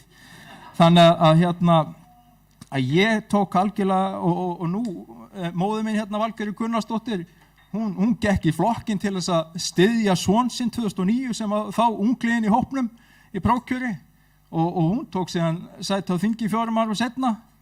Karl, faðir minn sem hefur settið á þingi fyrir Samfylkinguna sem varamaður, hann kominn í flokkinn. Bróðir minn, hann var forseti bæjarstjórnar og húsaði fyrir Sjálfstæðismenn. Þannig að ég held að mér byrja bara að gæfa til þess að ganga og kristna fólk og halda því í flokknum.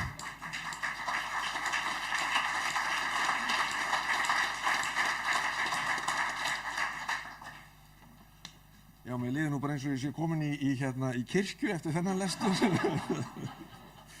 En hérna, ég ætla nú að vera stuttorður sko, varðandi þetta smala og að því þú nefndir vinstri vænginn og mig sko. Ég hugsa að það hafi nú verið tilviljun. Já, ég veit að ég hef alveg nóg með hægri vænginn sko. Að reyta eitthvað til mín af honum sko, þannig að ég held að vinstri vængurinn sé nú alveg út úr kortinu. En ég neita því, ég get auðvitað beðið að vini og kunningi að styðja sig. Og það er bara það sem við gerum öll og höfum alltaf gert. En einhverja smölun, ég kannast ekki við það. Varðandi landbúnaðinn, þá fekk ég nú yfirlestur frá Aðalsteini daginn, átti mjög góða heimsókn til hans og hann er hluti af þessum mönnum sem hefur verið að dæla í mig kaffi. Ég tek undir þetta sem kom fram hér áðan. Við eigum náttúrulega óhikað að fylgja eftir ákvæðum tollasamningsins sem við gerðum og sjá til þess að því sé fylgt eftir sómasamlega. Við eigum líka að notfæra okkur þau tækifæri sem hafa opnast vegna tilslakana hjá samkeppniseftirlitinu. Og svo varðandi íslenskan landbúnað þá megum við ekki gleyma því að íslenskir neytendur, þeir vilja íslenskar landbúnaðarvörur. Megnið af vörum sem eru flutt inn erlendis frá gegnum þessa tollasamninga, þær fara hvert? Þær fara í mötuneyti og veitingahús. Íslenskir neytendur, þeir taka íslensku vörurnar. Og það er vegna þess að íslenska varan hefur staðið sig að því að standa mjög oft framar þegar kemur að gæðum. Af því að við töluðum reglurnar og hvað gengur hægt að breyta þeim. Oft held ég nú bara að við séum heilari heldur en páfinn þegar kemur að boðvaldi utanfrá. Ég held að sé nú dálítið svoleiðis og ég held líka að oft á tíðum sé þetta þannig að stjórnsýsluna okkar skortir bara einfaldlega bolmagn til þess að takast á við þess að reglugerða pakka sem til okkar koma. Og það er náttúrulega bara eitt af því sem að þarf að endurskoða og skoða. Og svo að sjálfsögðu fagna ég því að það sé almanna rómvöru, það þurfum við að hafa Austfirðing ofarlega á lista. Takk fyrir það.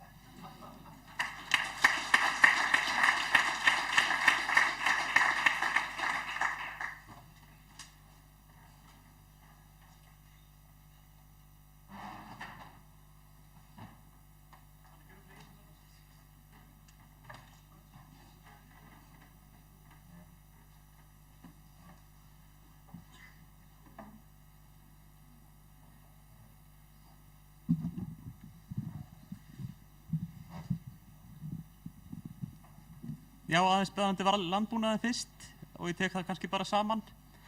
Ég vil nú bara byrja á því að viðurkenna að ég, 18 ára drengurinn, er ekki alveg búinn að setja mig inn í tollamál landbúnaðarvara og er ekki með á hreinu, þannig að kannski er ég að fara með tóma þvælu. En í sambandi við landbúnaðin þá held ég nú að þá gætum við alveg þurft að hugsa okkur eða sætt okkur við það að það þurfa að vera svolítið aðrar eða svona önnur grundvallagildi í huga þar. Það eru þetta alveg vita mál að íslenskur landbúnaður er ekki fjárhagslega mjög arðbær eins og er. Og stundum held ég nú eins og sauðfjárbændur séu oft bara í einhverju góðgerðarstarfsemi með sitt lambakjött með það sem þeir eru að fá fyrir kjötið. Og síðan varðandi prófkjörin þá er ég ná því að það séu kostur og gallar við allar uppstillingarleiðir og prófkjöri eru nú held ég svona illskásti kosturinn. Við höfum séð hvernig þetta fór hjá Samfylkingunni í Reykjavík. Núna bara hríðfellur á þeim fylgi, þannig að ég held að við viljum ekki vera í sömu sporum og þau eftir nokkra mánuði og þá þegar kemur að kosningum. En varðandi smölu þá held ég nú að þetta sé alltaf eitthvað smá vandamál. Sjálfur er ég nú ekki í þessari smölun, en myndi kannski segja að ég væri frekar í því að reyna að virkja ungt fólk sem er nú þegar ekki í neinum stjórnmálaflokki til að skrá sig í flokkinn og þá til að kjósa mig. En það getur auðvitað haft þau jákvæð áhrif líka að fólk muni vera líklegra til að kjósa flokkin í alþingiskosningum þegar á hólminn kemur. Ég held að það sé bara jákvætt að ná sem flestum inn í flokkin, en ég held að sé nú ekki margir vinstrimenn sem að, svona ekki nema þeir sem að þekki mjög vel sem að myndu vilja ganga í sjálfstæðisflokkin. Það þætti mér allavega verið svona gaman að sjá suma að gera það. En annars man ég ekki hvað átt eftir. Jú, reglugerðarskoðun, ég held að gangi bara hægt að því að við höfum verið í ríkisstjórnum með flokkum sem eru fylgjandi reglugerðarskógum. Þetta er einn af þeim skógum sem við höfum ekki rækta og ekki halda áfram að byggja upp. Auðvitað við þá skóga sem eru svona úr trjám, við höfum að halda áfram að byggja þá upp. En ég held að það góða við það að það sé ennþá svona mikill reglugerðarskógur eftir að við getum þá allavega eitthvað reynt að höggva niður eftir næstu kosningar. Það væri nú ekki gaman að það væri búið að gera allt þetta skemmtilega áður en ég kemst í stjórnmálin. Takk fyrir.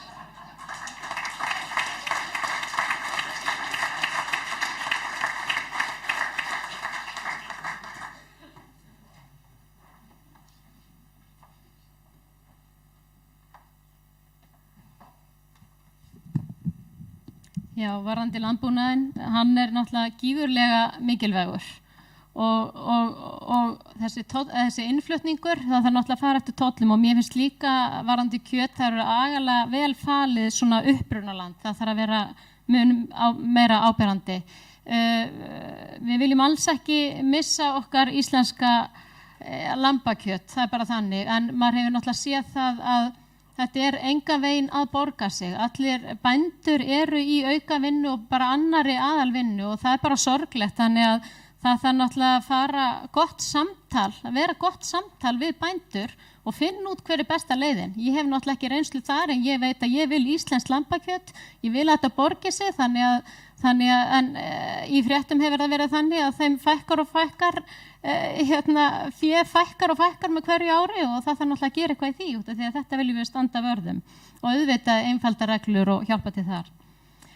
Varðandi prófkjör, ég algjörlega á því að þurfa að vera jöfn dreifing. Við höfum verið að fá 2 menn og það hefur náttúrulega bara vantað eitthvað af Austurlandi ofarlega á lista. Fólk hefur talað það beint, sjálfstæðismenn, að þeir sjá ekki þessa rödd ofarlega á lista og þá bara setja á annan lista sem rödd fjórðungsins kemur áfram. Þannig að ég hvet ykkur til þess að hafa jafna dreifingu. Varðandi smölun og prófkjörið, ég kannast nú ekki við þessa smölun og ég hef líka bara eiginlega áhyggjur af maður hefur nú spurt hvernig þetta hefur verið hingað til prófkjör og mér finnst það mjög aðlaðandi, verið í rútu og fara út allt og maður fær allt samtal en ég hef eiginlega áhyggjur af því að ég hef ekki náð að kynna mig nógu vel á þessum tímum og við erum eitt í hverju horni að reyna að gera eitthvað og kannski ekki með nógu mikla tengingar. Þannig að ég hvet ykkur bara og þakka fyrir þennan fund að fleiri geti kynnt sér okkur öll. En já, ég held að ég sé búin. Takk fyrir.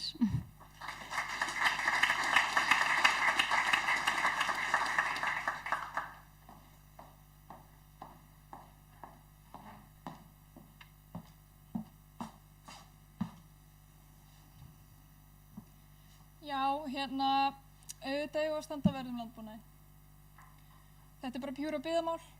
Það skiptir máli, það skiptir sérstaklega máli í þessu kjördæmi og fæðuöryggi Íslands til framtíðar.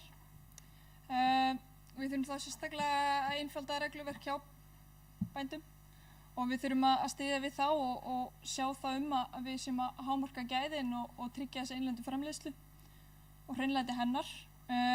Ég vona bara að þú bjóðir mér í kaffi og við getum rætt þetta frekar seinna. Það væri langt best. Varðandi regluverki. Ég að vinna hjá opinberri stofnun og ég að vinna að því einfalda regluverk hennar. Það bara frekar flókið. Fólk heldur í eitthvað að því það heldur að það sé svo mikil verðmæti í þessum reglum. Verðmæti ekki þar. Það í einfölduninni. Þórdís Kolbrún hefur talað fyrir því að við setjum á fót einhvers konar reglugerðarráðuneyti sem hefur það hlutverk að taka til. En þá þurfum við líka að tryggja að það ráðuneyti verði lagt niður þegar verkefninu lokið. En mér finnst það alveg góð tilraun. Varðandi smölun. Þegar ég var að fara yfir kjörskrána, þá alveg sláandi hvað eru fáir ungir kjósendur og hvað eru fáir ungir sem eru skráðir í flokkinn. Það auðvitað eðlilegt og ég heyrði það hérna í byrjun kvöldsins að það væri bara ungt fólk í kippum farið að skrá sig í flokkinn. Af hverju haldið þið að það sé? Skiptir þetta ekki máli? Hér meðalaldurinn 36 ár. Yngsti frambjóðandinn í kraganum 36 ára. Meðalaldurinn miklu hærri. Þetta skiptir máli fyrir framtíð kjördæmisins og flokksins í kjördæminu að ungt fólk gefi kost á sér af því það trúið því á það sé hlustað og við þurfum þá að tryggja að við setjum unga fólki á lista. Þess vegna að bjóða mig fram og ég held að það ekki heldur að refsa fólki fyrir það hvað það fæddist eða hvað það kýs að búa út frá einhverjum landfræðilegum sjónarmiðum. Við eigum bara að þjóna kjördæminu öllu í heild sama hvað við búum. Takk fyrir.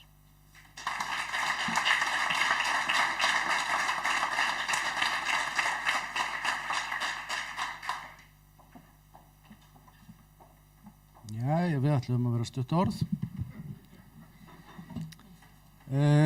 Aðalsteinn, landbúnaðurinn, ég hef svo sem ekki við miklu að bæta því sem hefur komið fram. Það er mikilvægt að við stöndum vörð landbúnaðinn og hérna, sem áhendur högg að sækja. Þetta snýst ekki bara atvinnufrelsi, þetta snýst dreifða búsetu.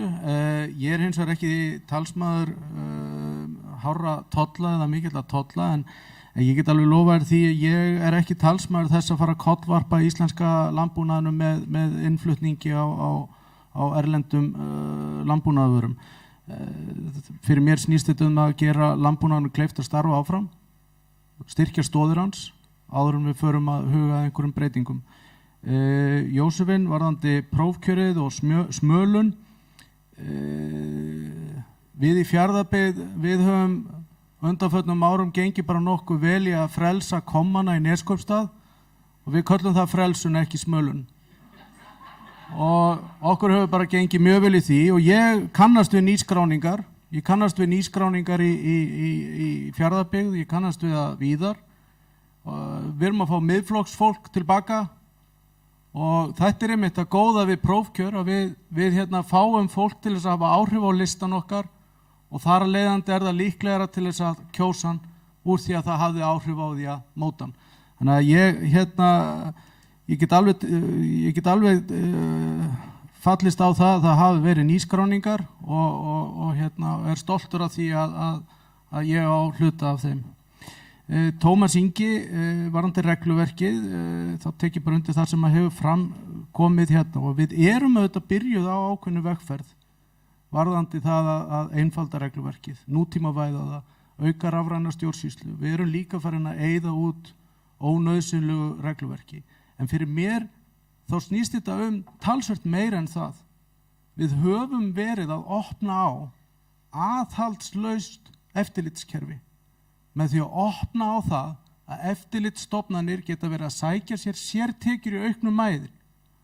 Og við erum þar að leiðandi komið með innbyggðan hvata fyrir eftirlitsstofnanir til þess að vera íþyngjandi og til þess að vera hamlandi með því að ná sér í auka sértekjur. Það þarf að taka það af. Takk.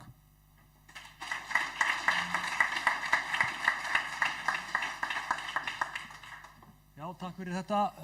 Tíminn flýgur og líður hratt en það er ennþá tími fyrir einhverjar spurningar og það er spurning hér úr sal. Góða kvöldið. Skírnir heiti ég Sigurbjörnsson, ég kem frá Skarði í Dalsmynni. Aðeins varðandi raforkumál. Nú það þannig að kerfið er full nýtt, raforka í landinu er uppseld. Ég spyr ykkur hvaðan á orka framtíðarinnar að koma. Hvernig sjáum við fyrir okkur vöxtinn til framtíðar? Smámál, rammaáætlun. Ég myndi vilja fá að heyra aðeins rammaáætlun og annað smámál, hálendisþjóðgarður. Ég myndi vilja fá að heyra nokkur orð varðandi hann. Takk.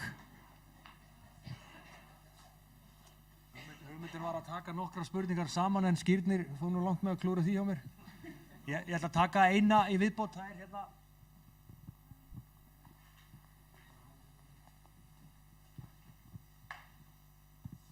Já, Anna Þóra heiti ég. Ég er ekki með spurningu. Mér langar bara að leggja til málana varðandi regluverki sem að mönnum er tíðrætt hér.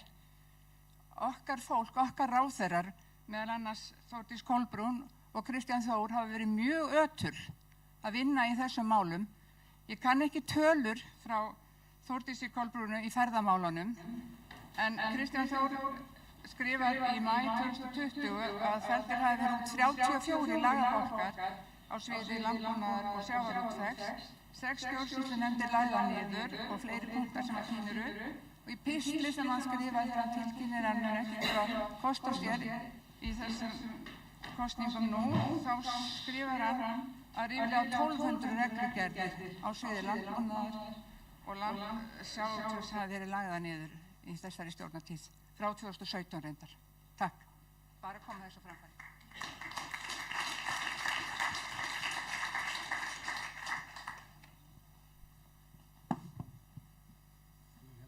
taka þessar tvær og svo barst nú hérna spurning líka utan úr kjördæminu einhvers staðar frá Eyþóri Stefánsinni.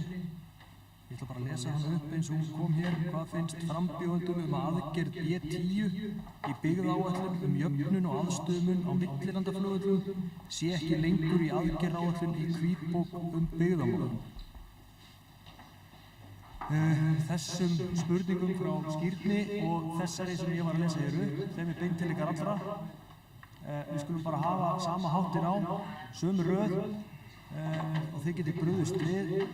Ég minni á það aftur að pennin á borðinu, ég er beint á honum, reynum að hafa þetta stutt og ég loka ekki alveg fyrir mælendaskrá strax.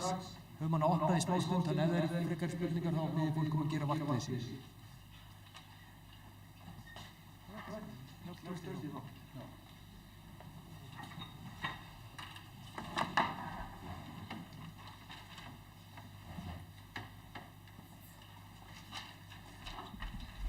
Já, varðandi spurningar sem kemur að hvað finnst varðandi það sem kemur utan varðandi B10 í stefnumótandi byggðaáætlun, þá er það mjög slæmt mál og það bara eiga að takast á við það. Það er svo að þetta sé komið fram. En Skírni var nú að taka líka máli, þess að þetta er nákvæmlega máli. Ég er búinn að taka okkur einasta sameiginlegu fundum, þingflokka ríkisstjórnarinnar, allt kjörtímabilið. Það er samspil rammaáætlunar, miðhálendisþjóðgarðar og vindorku. Hvernig menn alltaf spila raunverulega þetta samhengi hluta. Og þetta er nákvæmlega varðandi miðhálendisþjóðgarðinn. Það er flutningskerfi raforku, megiflutningskerfi raforku. Hvernig menn alltaf fara með það. Það voru samgönguhlutirnir, bara veginn og allt þetta. Að þetta skuli vera komið svona langt eitthvað að leggja eitthvað mál fram á þess að vera búið að raunverulega full klára. Hvernig við ætlum að standa þessu er grundvallarmál. Þess vegna gat ég aldrei farin eitt með þessu miðhálendisþjóðgarði. Þannig að þá væri ekki nema bara þetta tvennt. Þá erum við eftir að tala um ferðafrelsi og sveitarfélögin og allt varðandi aðkomu að miðhálendisþjóðgarði. En bara þetta með orkuna og miðhálendisþjóðgarðinn er risastórt mál og raunverulega grundvallarmál. Þannig að þetta snýr bæði varðandi orkuflutningarna, megiflutningskerfi raforku og síðan bara almennt orkunýtingu. Svo komum við inn á litlu smávirkjunnar, minni. Það er verið að framleiða svona cirka 70 megawatt í dag. Það ætti vel verið hægt að framleiða svona 300 megawatt með smávirkjunum í Íslandi í dag. Þetta var náttúrulega líka þegar maður var í orkustefnunni. Þetta stóru máli svo að vera að ræða þar. Við þurfum náttúrulega við þurfum að nýta raunverulega vatnsaflið betur og ýta við því. Það er náttúrulega í rammaáætlun sem er núna, sem er verið að vinna með og óski voru Það voru náttúrulega í Þjórsárssvæðinu að stækka virkjanir, nýta reynsli meira, það er auki reynsli bara út af hlýnun, reisa hagsmunamál. En fyrst og fremst þetta samspil sem við gerum með öflugu flutningskerfi raforku, að spila saman vindinn og vatnsaflið. Kerfið okkar raforkukerfi í dag er svona nýtt svona 75% í dag. En með vindi getum við náð töluvert meiri nýting á raforkukerfinu í heild sinni og nýta allt og við erum að tala um gríðarlegar upphæðir fyrir samfélagið. Þannig að þeir bara undir að þetta er umverulega bara grundvallarmál og fyrir mér hafa þetta verið grundvallarmál allt þetta kjörtímabil, eins og ég segi. Það bara tókst ekkert að koma Vinstri grænum áfram með þessi mál. Þannig að þetta stoppaði allt. Tímið var, það er verið að reyna. Þannig að þetta er svona bara, það má ekki tala mikið hérna, en þetta er bara efni sem maður getur raunverulega talað hérna klukkutíma saman, lið fyrir lið. Maður 1 til 2 árum í orkustefnunni, það sem áherslur mínar í orkustefnunni voru einmitt þetta, flutningskerfi raforku, samkeppnishæfni landsins og samspil vindorku og vatnsafls. Þannig að þetta er mín svo í örstuttu máli hér.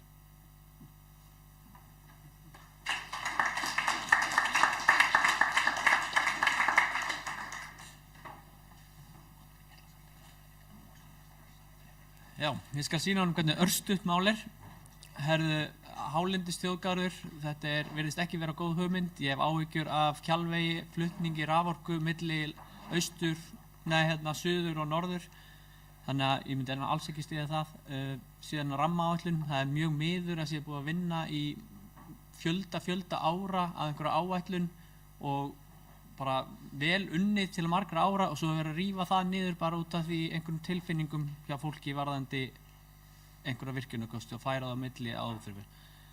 Síðan var, já, ég hef ekki þekking á B10, ég veit hvað B5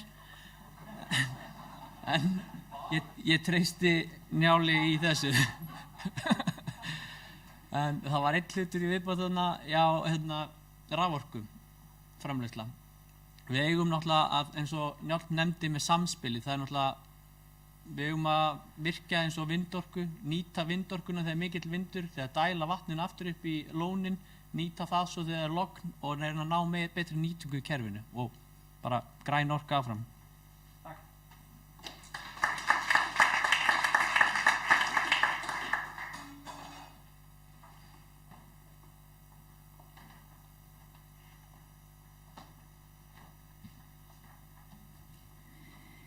Já, ég held ég byrji bara að tala raforkukerfið, að dreifikerfið sé fullnýtt og það það svo sannarlega, en það verið að vinna í málunum.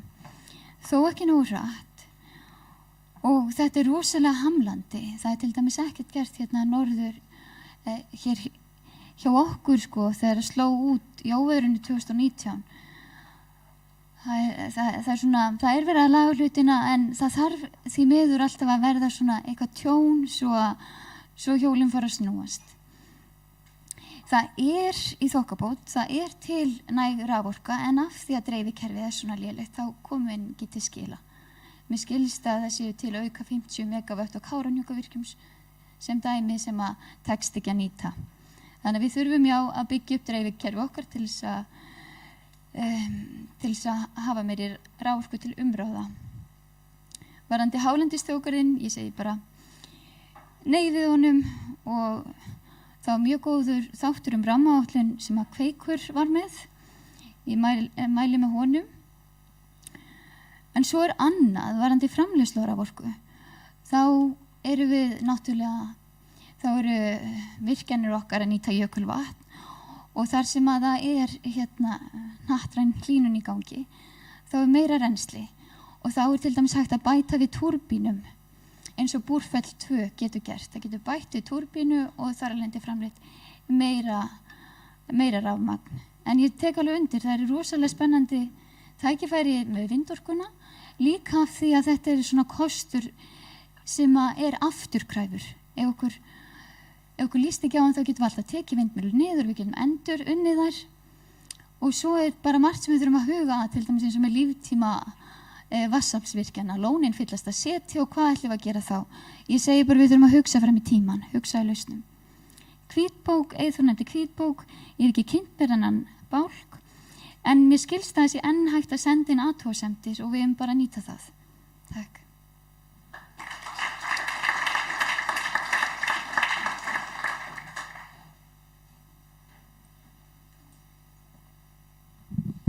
Skírnir, hvaðan orkan að koma? Einfalt svar, þér. Ég eins og hugfanginn eftir ég kom inn í Hólsvirkjun og sá þessa fallegu Pelton-turbínu. Ég vil sjá fleiri svona kosti og mér líst vel á þetta sem við erum að gera í Vopnafirði. Hlakka til að skoða það, en auk þess þá eigum við meiri virkjanarmöguleika í Þingeyjarsýslum upp á Þeistareykjum. Það hægt að gera betur þar. Og það sem að Gulla nefndi með auki reynsli og bæta við túrbínum, þannig að við hefum sóknarfæri þar. Miðhálendisþjóðgarður, sko þegar ég heyri þetta orð þá ég hræddur að komi fyrir mig það sem að kom fyrir stelpunni áramótasköpunu, að ég rúlli augunum svo aftur og þau hverfi sko. Mér finnst þetta alveg út í róa hött þetta mál og mér finnst þetta hreinlega sóun á tíma þingsins á erfiðum tímum að vera að ræða þetta málefni sem illa unnið og illa ígrundað. Þannig að bara þvert og beint, nei, vil ekki sjá það. Anna, varðandi reglugerðir, Kristján Þór og Þórdís Kolbrún hafa verið að vinna gott og öflugt verk þarna. Þarna klárlega hægt að halda áfram með þá vinnu, þannig að ég segi bara áfram með það og með spurningu Eyþórs B10, Ég hef ekki sett mig nægilega inn í það mál til þess að geta svarað því til hlítar, en mér skilst að það snúi að millilandaflugvöllum. Við verðum að horfa í þá staðreynd að það komin upp grafalvarleg jarðfræðileg staða á Suðurnesjum og við þurfum að gera allt sem við getum í að efla flugvelli annars staðar á landinu sem mótvægi við þann flugvöll.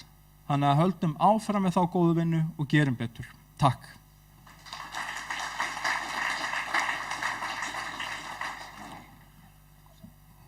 Fundarstjóri, mér langar að bregðast við þessu kannski aðeins í öfugri röð og með leyfi fundarstjóra langar mig að vitna hér í tillögu og bókun úr byggðarráði Múlaþings frá því 25. maí síðastliðinn varðandi B10, þar stendur með leyfi fundarstjóra: Byggðarráð Múlaþings mótmælir harðlega þeim áformum sem koma fram í hvítbók byggðamál að aðgerð B10 í núverandi áætlun, jöfnun og aðstöðumun á millilandaflugvöllum falli þar út.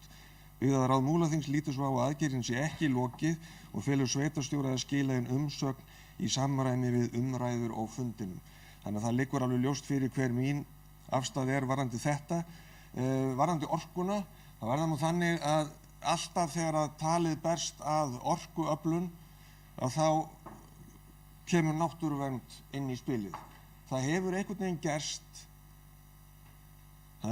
veginn gerst á undanförnum árum að vinstrið hefur einhvern veginn gert náttúruverndina svolítið að sinni.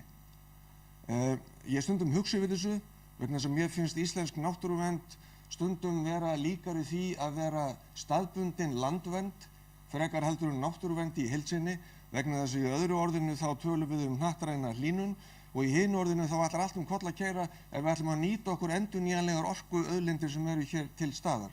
Þannig að mér finnst í þessu máli ekki alltaf fara saman hljóð og mynd, en af því að Skírnir spurði út í þetta þá liggur fyrir að þeir kostir sem standa okkur til boða eins og sakir standa, það allavega aukning á Þeistareykjum og við Kröflu. Okkur ber síðan að horfa til þess að nýta vindafl og leita síðan fleiri lausna eftir því sem að tæknin leyfir okkur. Varðandi hálendisþjóðgarðinn, þá gæti ég náttúrulega haft langt mál hann sömuleiðis. Ég lagðist gegn frumvarpinu þegar það var lagt fram á sínum tíma af ýmsum orsökum. Ýmsar þeirra hafa nú komið hérna fram. En það sem angraði mig mest í tengslum við frumvarpið hálendisþjóðgarðinn, það var yfirlætið sem einkenndi, fannst mér einhvern veginn alla framsetningu á því máli. Og mér verður á að spyrja svolítið eins og sunnlenskir sveitarstjórnarmenn gerðu á sínum tíma, hvað það sem við erum að gera svona rangt? Það var númer 1. Númer 2, varðandi svæði hér á Norðausturlandi, þá liggur það fyrir að útlínur hálendisþjóðgarðsins, þær áttu að taka mið af þjóðlendum sem ekki eru frá gengnar. Þannig að það eitt og sér kom í veg fyrir þetta að mínu mati og svo þessu til viðbótar, og þá komum við aftur að svona því hvernig oft talað við okkur landsbyggðarfólk. Og þar þurfum við sem sækjumst eftir því að vera í forsvari svolítið að geta spyrnt við fótum. Það umræðan innviða uppbygginguna í tengslum við hálendisþjóðgarðinn. Og það umræðan þessa gríðarlega aðdráttarafl sem slíkur þjóðgarður kynni að hafa. Oft nefndur til sögunar þjóðgarðurinn á Snæfellsnesi sem allra góðra gjalda verður. Og ef þið kynnið ykkur sögu hans, þá kemur líka í ljós að það hvernig var staðið að stofnun hans með allt öðrum hætti, heldur verið að gera núna. Og svo hitt, að tíðar heimsóknir í þann garð, þær ráðast ekkert eingöngu af því að það sé þjóðgarður, heldur bara vill svo til að hann í þægilegu ökufæri frá Reykjavík. En aftur að innviða uppbyggingunni. Á sama tíma, og okkur sagt að miðhálendisþjóðgarði fylgi svo og svo mikil innviða uppbygging, þá horfum við á land í eigu ríkisins sem að ríkið gerði gangskör að því að kaupa fyrir nokkrum árum síðan við Jökulsárlón þangað sem að koma milli 8 og 900.000 ferðamenn á ári. Tæp milljón. Þetta er eitt fjölsótasti ferðamannastaðurinn sem við höfum. Þetta landsvæði sem er í eigu ríkisins, í umsjón sama ráðherra og klifar á því að það fylgir svo mikil uppbygging innviða ef við látum verða af þessum með miðhálendisþjóðgarðinn. Þetta svæði lítur annan tíman á sumrin út eins og illa skipulögð bílasala. Þið þekkið þetta öll sem hafi komið þarna. Umgengnin, skipulagið, frágangurinn, aðkoman, merkingar, þetta er til háborinnar skammar. Þegar ríkið tekur sig saman og sér til þess að staðir í þeirra eigu, í þeirra umsjón eru í sæmilegu lagi, þá skuluð þið koma til okkar út á landsbyggðunum og segja okkur að þessu fylgir svo og svo miklir innviðir og uppbygging. Takk.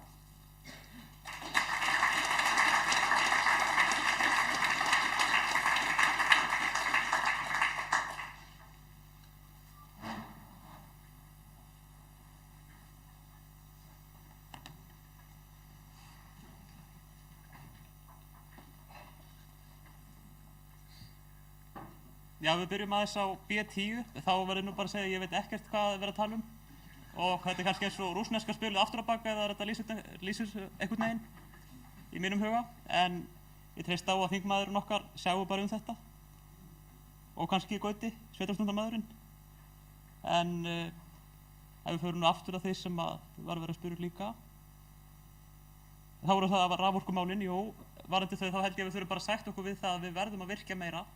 Hvernig við gerum það er síðan spurning, næsta spurning sem maður spyr sig.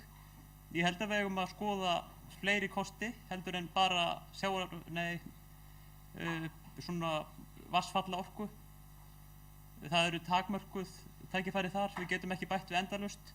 Vissulega er ennþá svolítið í landa, við nálgumst tólmörkin, en síðan kemur að því við þurfum að finna einhver aðra leið. Ég held að við ættum að skoða nýja tækni eins og sjávarfalla orkuvirkjun, eða hvað sem þið kalla það.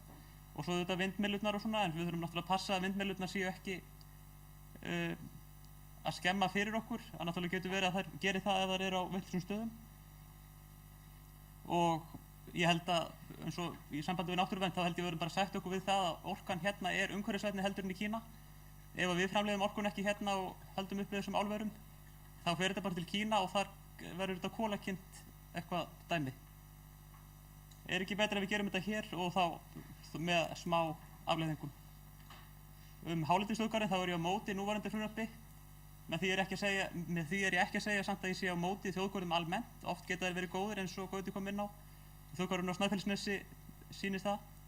Og aftur tek ég undir með honum að hann var unninn allt öðruvísi en núna. Nú er verið að þröngu sig einhvern veginn í gegn og þvinga þetta í gegn á allt og stuttum tíma.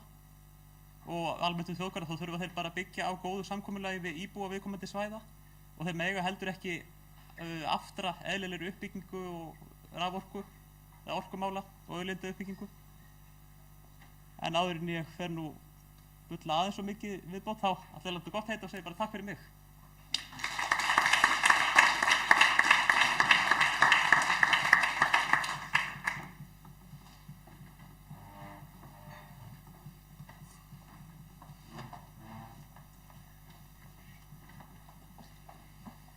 Já, ég ætla að byrja á B10. Þetta er einmitt jöfnun á flugvélaeldsneyti, ef við notum það.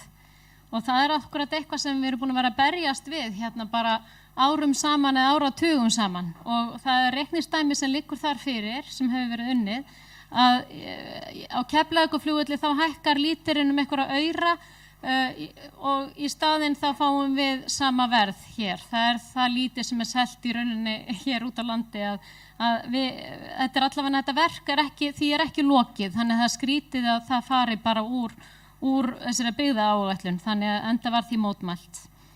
Varðandi hálendis þjóðgarðinn, þetta er náttúrulega svolítið vinstrimannaverk og auðvitað er ég ekki á móti þjóðgarði per se, en Vatnajökulsþjóðgarður, við erum með hann og hann er engan veginn að gera sig. Það á að vera hægt að fara þar vegi og fleiri sem er látið drabbast niður eða það drabbast niður af því að það er ekkert fjármagn og þá er lokað þeim vegum og má ekki fara og þetta er akkurat stefnan sem er í því og ég veit ekki hvað bákn þeir ætla að fara að búa til varðandi hálendisþjóðgarðinn, en ég held nefnilega að þetta verkefni sé komin gjörsamlega á byrjunarreit aftur. Nú verið að skoða svona ný mörk og þá þarf að fara í alla umræðuna.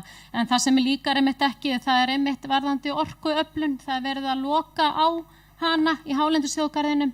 Þannig að það eitthvað sem við getum ekki þegar við horfum til framtíðar og ætlum að losna hér við jarðefnaeldsneyti. Þannig ég skil ekki alveg hvernig vinstri græni geta verið ægilega umhverfisvænir og vilja losna við jarðefnaeldsneyti og þá tekur rafmagni við, en samt við megum ekki virkja. Og það eiginlega sorglegt hvað vindorkan lítið inn í rammaáætlun. Við þurfum einmitt að nota hana. Þannig að ég held ég sé ekki að gleyma neinu. Takk fyrir.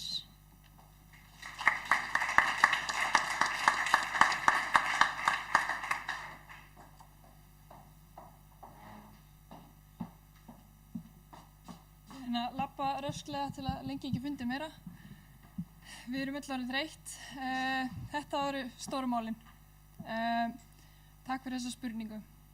Það er auðvitað óþolandi að það búið að vera að vinna í mörg ára rammaáætlun og við erum búin að vera fast við hana í fallorku og svo kemur frumvarpum hérna, þú veist, ég ætla ekki að fara meira út í það hvað þetta ferli með rammaáætlun þreytt og þetta allt of mikil tími, allt of mikil fjármunir, við getum gert þetta betur. Og svo kemur miðhálendisþjóðgarðurinn og það engin tengsl hann á milli og það bara verið að kasta peningum. Þetta auðvitað bara óþolandi og við eigum ekki að stunda þessi vinnubrögð. Það sem ég langar í rauninni bara að segja að græn orka framtíðin og við eigum að virkja og við eigum að horfa til þess að Ísland staður þar sem við getum byggt upp græna orku og við getum verið með vetnisframleiðslu og hlöðuframleiðslu og ýmislegt annað og gagnaver sem byggð á grænni orku. Ísland land tækifæranna. Við þurfum bara að grípa tækifærin og vera ákveðin og það svo sem ekkert meira við það að segja. Við þurfum bara að vinna að þessum málum og við megum ekki flækja þetta svona fyrir okkur. Já, þetta ekki flókið. Við þurfum að eiga virkara samtal við heimamenn, við sem erum í stjórnmálunum. Ég hef klárlega tekið eftir því í samræðum mínum hér kjördæmið að við þurfum að eiga betri tengsl. Eins og ég segi landbúnaðarmálin, raforkumálin, samgöngunar. Og ég vil bara opna þráðinn til mín og ef eitthvað brennur á ykkur, þá getið þið heyrt í mér. Takk fyrir mig í kvöld.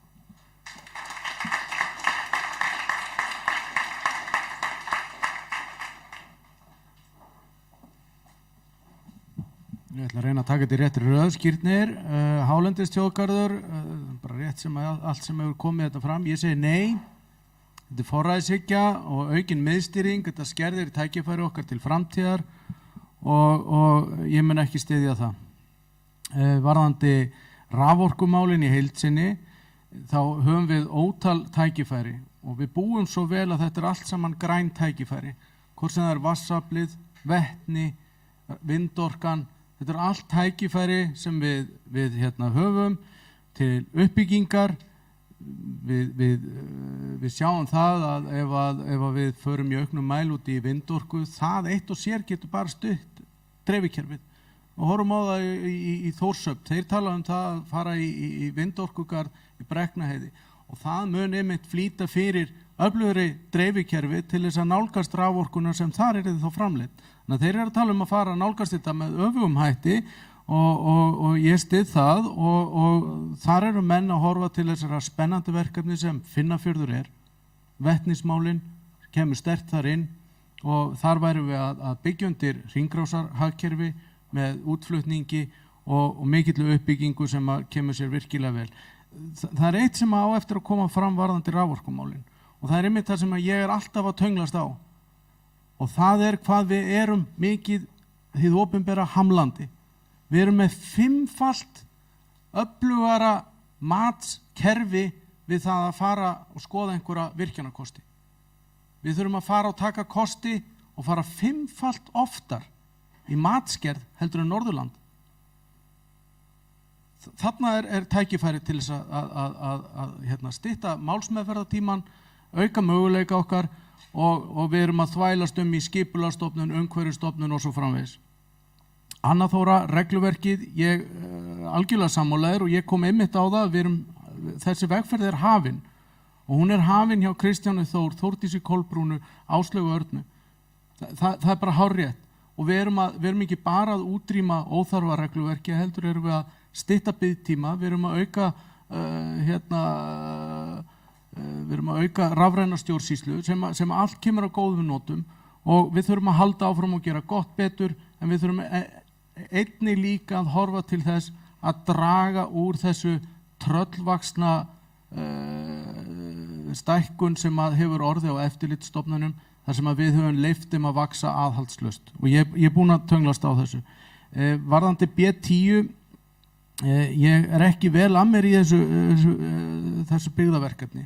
Ég get þó sagt það að ég hef miklu meiri trú á því að atvinnulífið hjálpi okkur í uppbyggingu á millilandaflugvöllunum og hjálpi okkur í uppbyggingu á þeim grunnstóðum. Og einmitt millilandaflugi er svo gott dæmi. Með aukinni notkun á fraktflugi, með aukinni áherslu á fraktflugi og uppbyggingu þess mun einmitt ýta mun hraðar við því að fara í uppbyggingu á flugvöllunum heldur nokkur byggðaverkefni sem við tölum fyrir. Þannig að atvinnulífið og verðmætasköpun er alltaf númer 1, 2 og 3 við að ýta á stað nauðsynlegri uppbyggingu. Framboð og eftirspurn mun svo ráða för það hvernig fólk mun nýta sér millilandaflug til framtíðar. En fraktflug og uppbygging verðmætasköpunar, það er lykilatriðin í því að fara í uppbyggingu á flugvöllunum. Takk.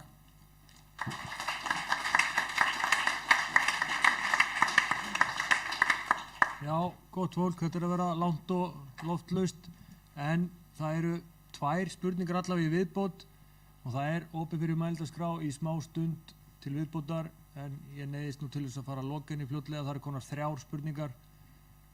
Fínt, við tökum þær þá bara allar í beit og ég held að Kalli hafi verið fyrstur.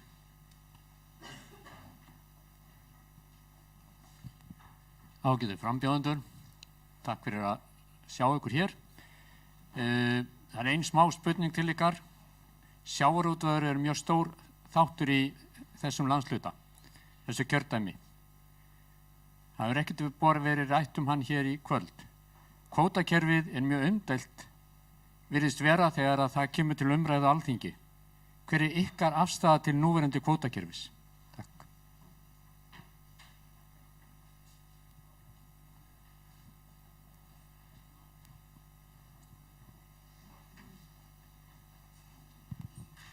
Já, þessi spurning er til Gauta og Njalla. Njáll. Ég ætla að tala aðeins fílinn hérna sem er búin að vera í herberginu og enginn talar nema bara svona mest 4-5 í hóp. Það er ekkert leyndamál að þú og Kristján Þór eru engir vinir.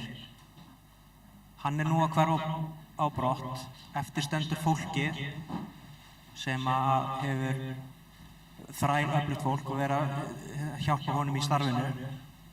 Hvernig telur þú þig geta nálgast þetta fólk og sameina þessar fylkingar sem hafa myndast?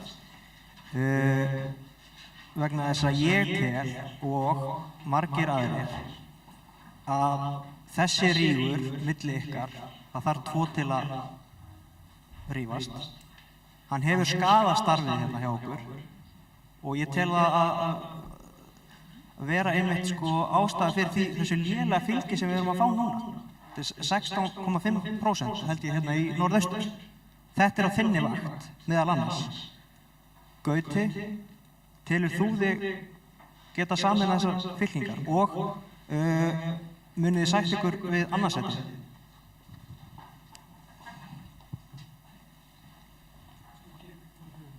Spurðið spurninguna minni. Já, ok.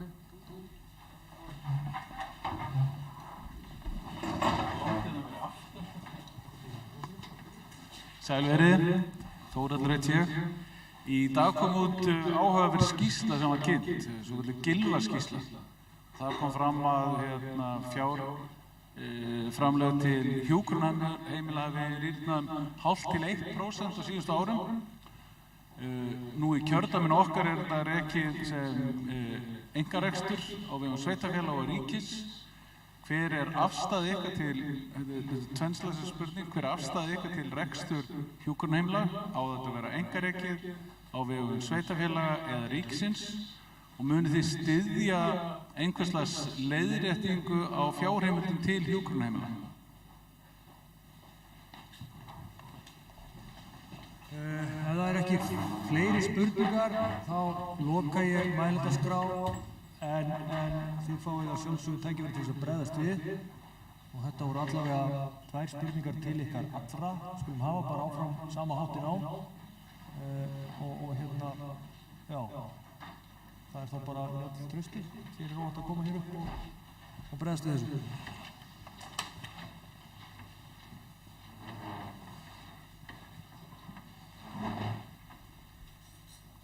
Karl, varðandi kvótakerfi.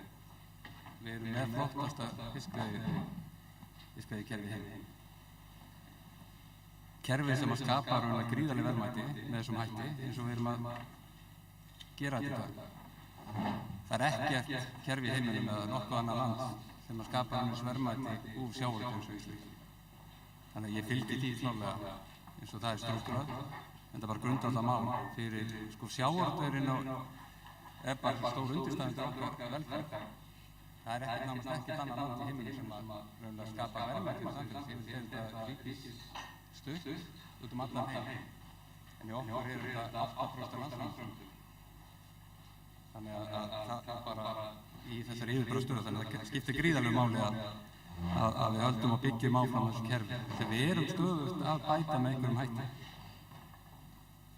Það er svona dæmi núna, sjá hvernig loðnuvertíðin virkaði núna. Fyrir 25 ára voru 50 skip á loðnu. Fyrir 18 núna.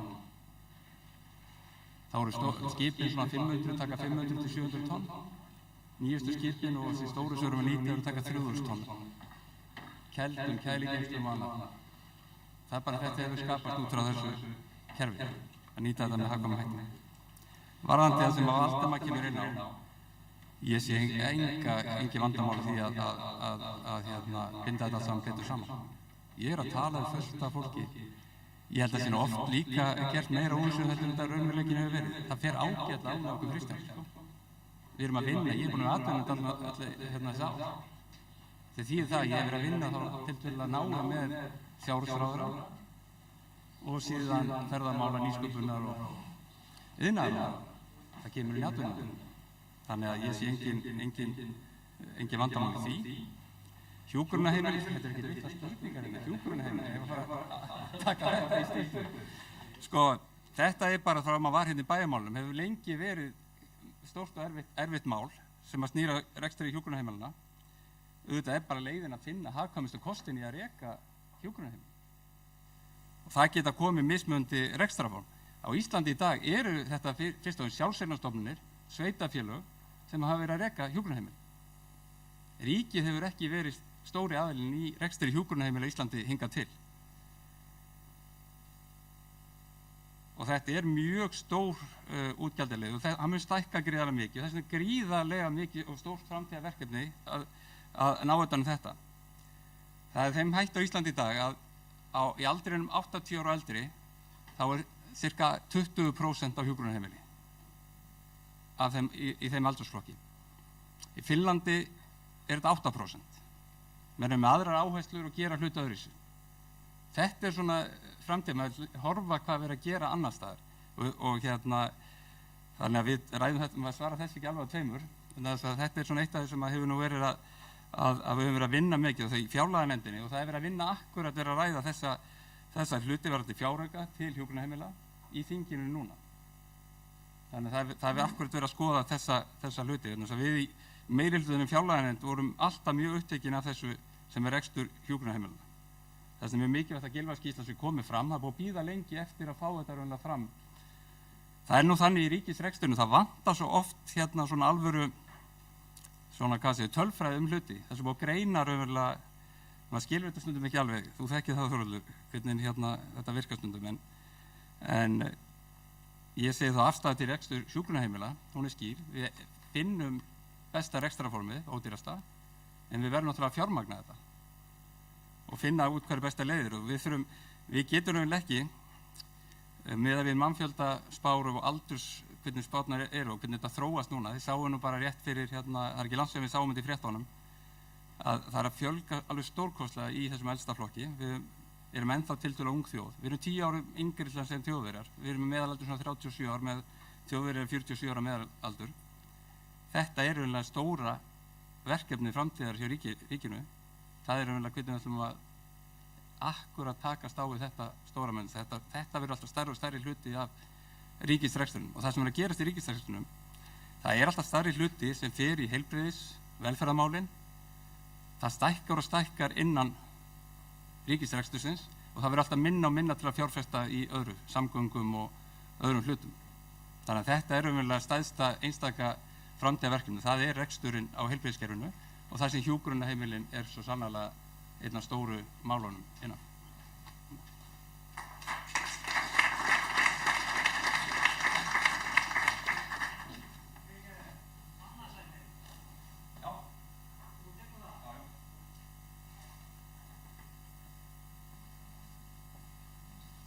Ég tek við þriðja. En já, þetta er bara uppistand. En með sjávarútveginn, kvótakerfið er búið að sinna okkur rosalega vel. Ef við myndum einhvern tímann gera breytingar á því, þá þarf að gera það á mjög löngum tíma með miklum fyrirvörum, helst í tugum ára.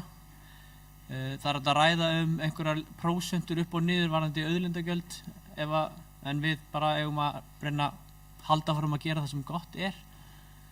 Síðan og hjúkrunarheimilin, ég ætlum að geta eyða miklum tíma af þeim sem tala töluvert lengur en ég, en við þurfum að hafa hraðar hendur því að við erum að eldast rosalega hratt.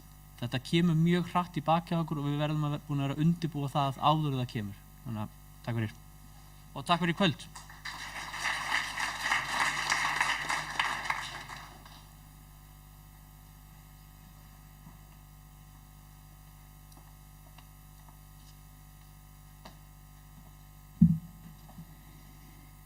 Kalli varðandi sjávarútveginn og kvótakerfið. Þetta er stór spurning, en ég held að kvótakerfið sé bara flott hvað varðar verndun fiskistofna. Við gerum vel í okkar lögsögu, en það er hins vegar rosalega ósanngjarnt að það getur aldrei orðinni nýliðun. Kvóti er einfaldlega orðin á dýr og þá tel ég kannski réttast að eitthvað fiski ætti að fara á markað. Það verður bara útfærsluatriði. Varðandi skýrsluna sem kom út í dag, ég var bara svo fegin að þetta er fyrsti vinnudagurinn minn frá 8 til 4, þannig að ég náði ekki að kynna mér hana. En þetta er klárlega mál sem við þurfum að skoða varðandi hjúkrunarheimilin og ég vænti þess bara og vona að niðurstöður hvað við eigum að gera birtist okkur sem fyrst. Ég ætla að nota tækifæri og þakka kærlega fyrir kvöldið. Takk.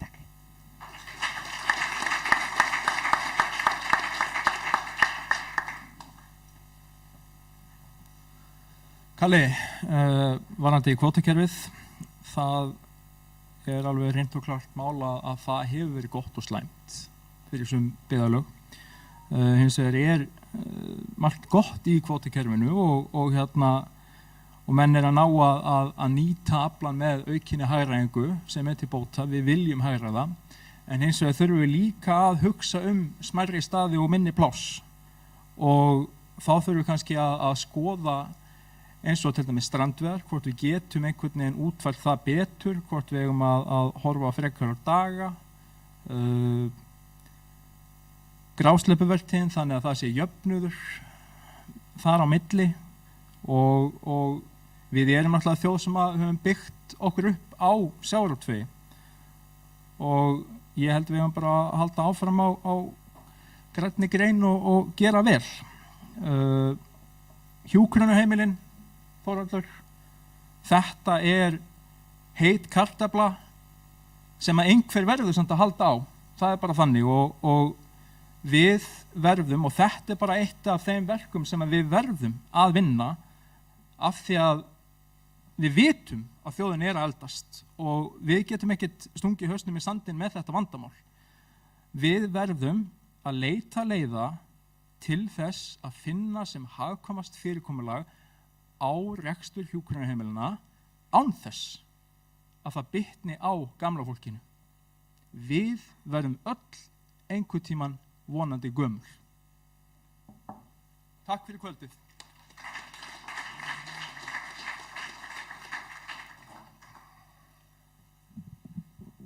Já, augnaráðið frá fundarstjórunum fór ekkert fram hjá mér áðan, honum fannst ég full langorður, þannig að ég verð fljótur núna varðandi fyrstu spurninguna varðandi kvótakerfið og það væri náttúrulega þannig að oft tala menn jöfnum höndum fiskveiðistjórnunarkerfið sjálft og síðan kvótakerfið jöfnum höndum. Hvorugt fullkomið en meðal annað betra ekki í boði, að þá styð ég það. Varðandi hjúkrunarheimilin, þá komum við aftur að þessu með verðmætasköpunina. Að öllu óbreyttu lítur út fyrir að hlutfallslega stærri hópur fólks þurfi á þessari þjónustu að halda í framtíðinni heldur en hefur verið, og það kemur til með að vera fjármagnað af hlutfallslega minni hóp heldur en hefur verið fram til þessa. Við þessu þarf að bregðast með aukinni verðmætasköpun eins og okkur hefur nú orðið tíðrætt hér. Það líka eftirtektarvert að ræða það í þessu samhengi að þegar við erum að ræða heilbrigðismál þá þetta oft dálítið hvítt og svart. Það alltaf hvort annað eða ekki. Ég vek athygli á því að margar þær stofnanir innan heilbrigðiskerfisins sem hafa verið raknar áratugum saman og hafa gengið vel eru það stórum hluta til einkareknar. Reykjalundur, heilsuhæli í Hveragerði, nuttarar, tannlæknar. Þetta allt saman einkarekstur. Þannig að það ekki rétt að stilla þessu alltaf upp svona sem svörtu og hvítu. Og síðan þarna í lokin varðandi sætið. Ég býð mig fram í fyrsta sætið og sækist eftir því. Verði niðurstaðan önnur, þá kem ég til með að taka afstöðu til þess þegar þar að kemur. Umræður hér fylkingar áðan eru mér ókunnar og nýjar því að ég náttúrulega tilheyri ekki neinni fylkingu. En það sem ég get hins vegar sagt að síðast þegar ég vissi þá var fylgi Sjálfstæðisflokksins í kjördæminu rétt rúm 16%, sem ekki ásættanlegt í neinum veruleika. Og þetta út af svollu. Það þarf að bregðast við því og það verður best gert með því að bjóða upp á nýja ásýnd, áherslur og áferð á framboðinu og efla starf flokksins alls í kjördæminu. Takk.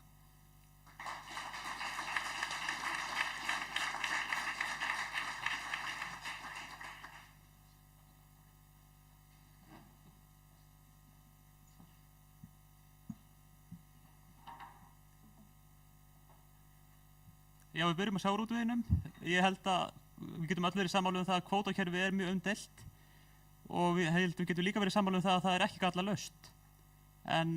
Og það til dæmis, ef maður hugsa út í það, hver til dæmis sanngirnin í því að fyrir mörgum árum, löngu áður en ég fæddist, þá fengu einhverjir kallar á fyrirtæki, úthlutuðum kvóta sem að þeir geta núna ráðstafa sjálfir. Nú er hann svo dýr að ég gæti ekki ákveðið að fara út í svona rekstur. Ég gæti ekki keypt kvóta. Þannig að ég held að þurfa að skoða einhverju leiðir eins og það til dæmis að bjóða hann út á nokkru áratuga fresti eða eitthvað til að þetta sé ekki svona ósanngjarnt. En að þessu sögðu þá verður nú samt að taka það fram að ég vil alls ekki fyrir að kollvarpa þessu kerfi. Kerfið hefur sýnt að það að mörgu leyti mjög gott og það að passa að við séum ekki að ofnýta þessa auðlind sem fiskurinn og ég vil alls ekki sjá eitthvað svona eins og Samfylkingar að leggja til, bara til að hafa það á hreinu. En varðandi hjúkrunarheimilin þá ég ekki búinn að mynda mér skoðun á því hvernig ég hátta þessum leiðréttingum á fjármagni og eitthvað svoleiðis. Ég læt öðrum það eftir. En heldur við þurfum til dæmis að horfa bara á kosti svona almennt hjúkrunarheimili, þá heldur við þurfum bara að passa upp á einmitt hugsa út í það að við erum að fara að verða miklu eldri, miklu fleiri og það eru miklu færri að fara að sjá fyrir okkur. Þá þurfum við að horfa til valkosta eins og heimahjúkrunar í auknum mæli. Ég held að gamalt fólk vilji oft á tíðum bara vera eins lengi heima hægt er.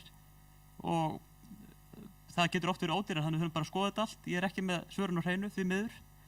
En ef ég væri það, þá væri ég örugglega ekki hér. Þá væri ég örugglega í heilbrigðisráðuneytinu á yfirvinnukaupi. En ég segi þetta bara gott í kvöld og þakka fyrir góðan fund. Við erum nú að vera komin hérna, rúman klukktíma yfir áætluð fundarlok, þannig að ég leyfi næsta að koma af stað. Takk fyrir.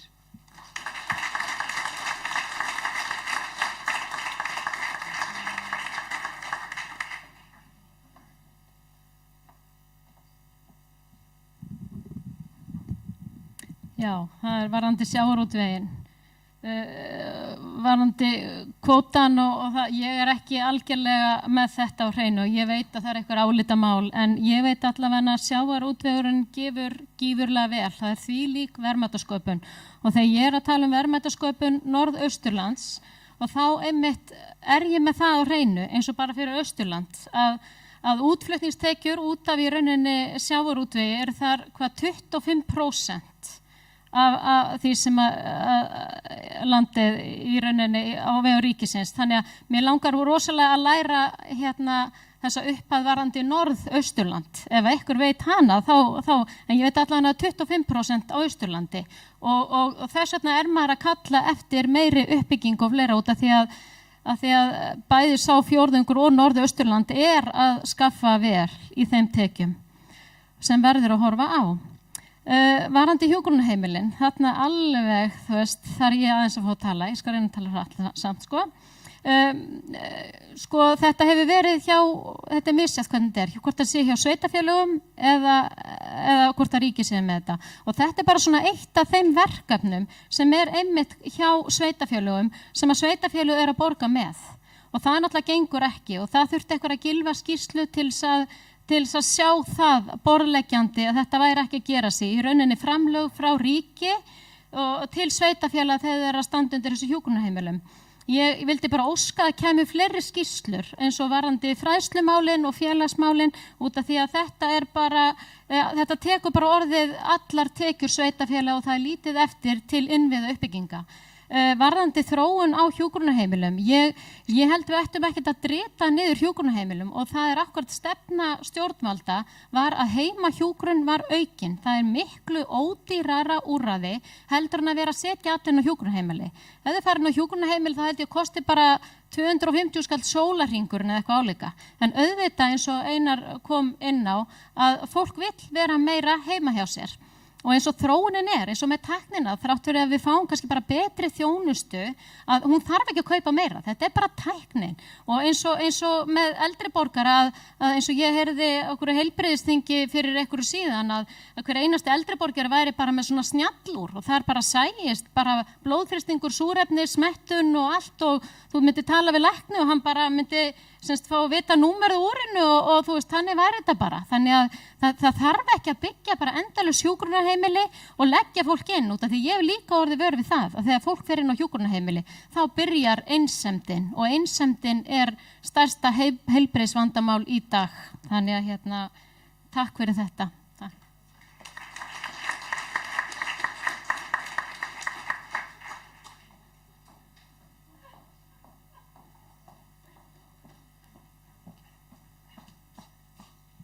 Ég reyndi mjög samviskusamlega að loka fundinum á hann, gekk ekki alveg. Stjórnvöld hafa kvótakerfið þetta í stöðugri þróun í samræði við vísindamenn og svo með því að miði að vernda þessu auðlind hafsins og svo við getum notað hann á komna tíð. En við þurfum auðvitað að hafa það í huga að Ísland er eitt af þeim fáu löndum sem er að skila einhverjum hagnaði í þessari grein og fer þá auðvitað beint inn í kassan. Og það verður þó þessi fjárfesting í greininni sem að skiptir auðvitað bara lykilmáli. Ég ætla ekki að segja mikið meira kvótakerfi, við getum rætt það síðar, Kalli. Varðandi hjúkrunarheimilin, það er kannski það sársaukafyllsta við þetta ríkisstjórnarsamstarf er heilbrigðisráðuneytið og aðförin gagnvart einkaframtakinu og einkarekstri og einkavæðingunni. Við vitum það og við þekkjum það út frá bara heilsugæslunni að því þú varst að tala rekstrarforminn Þórhallur, að þjónustan eykst í einkavæðingunni og gæðin aukast. Það fara að hugsa meira út í hverja einustu krónu. Þannig auðvitað eigum við að líta auknu leyti til þessara hluta í heilbrigðisþjónustunni bara almennt. Og auðvitað eigum við að reyna að gera fólki kleift sem vilja búa heima eins lengi og þau geta. Við þurfum að nálgast þessi máli þetta bara mannúðlegri máta af því að við erum að eldast mjög hratt. En við þurfum líka að fara að fjölga okkur hraðar til þess að sinna öllu þessu fólki. Þannig að ég ætla að reyna einhvern tímann að leggja mig fram við það. Takk fyrir í kvöld.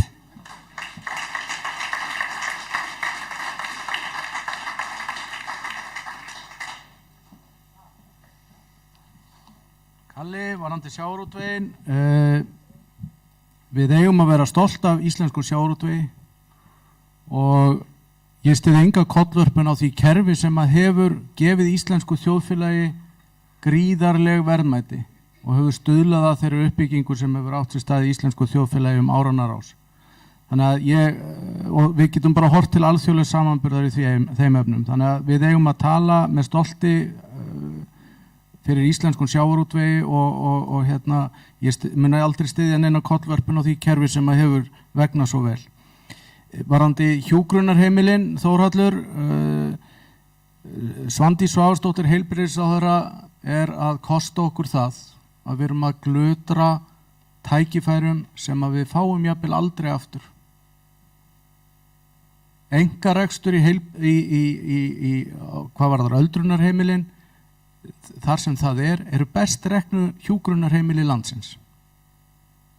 Við erum með öldrunarþjónustu Akureyrarbæjar eins og hún var hér, sem gott dæmi mjög framsækna þjónustu við sveitarfélagsins.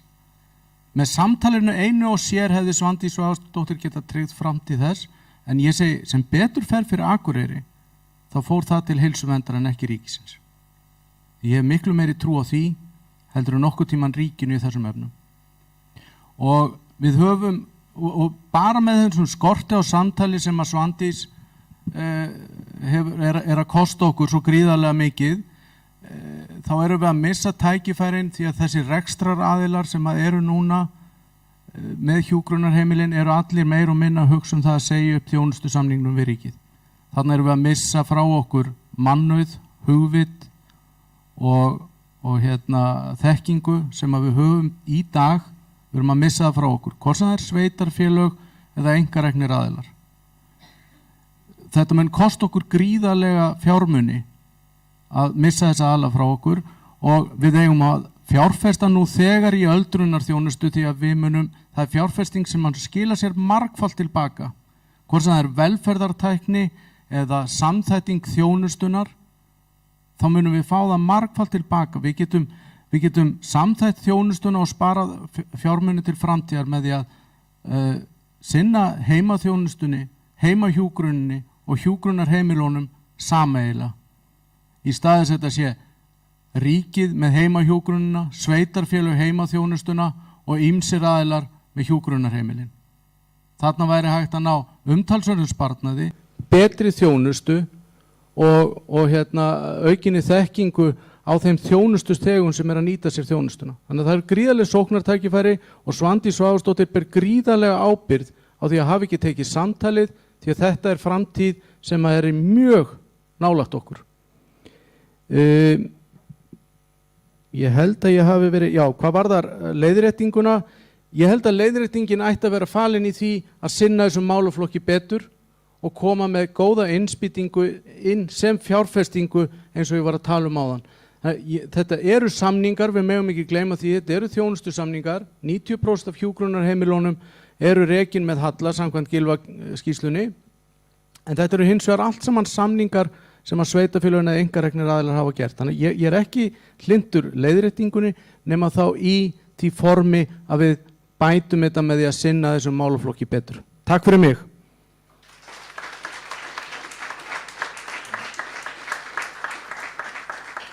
Gott fólk, þá held ég sem bara komin á leiðarenda. Ég hef lokið mínu hlutverki og þakka fyrir mig.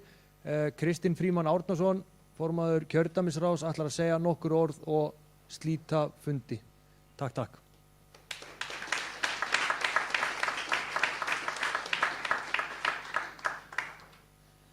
Kæru vinnir, það er afskaplega gott að sjá að sé komin eins og margur búið að koma fram í kvöld, físisku fundur, að sjá andlit, annan í tölvunni.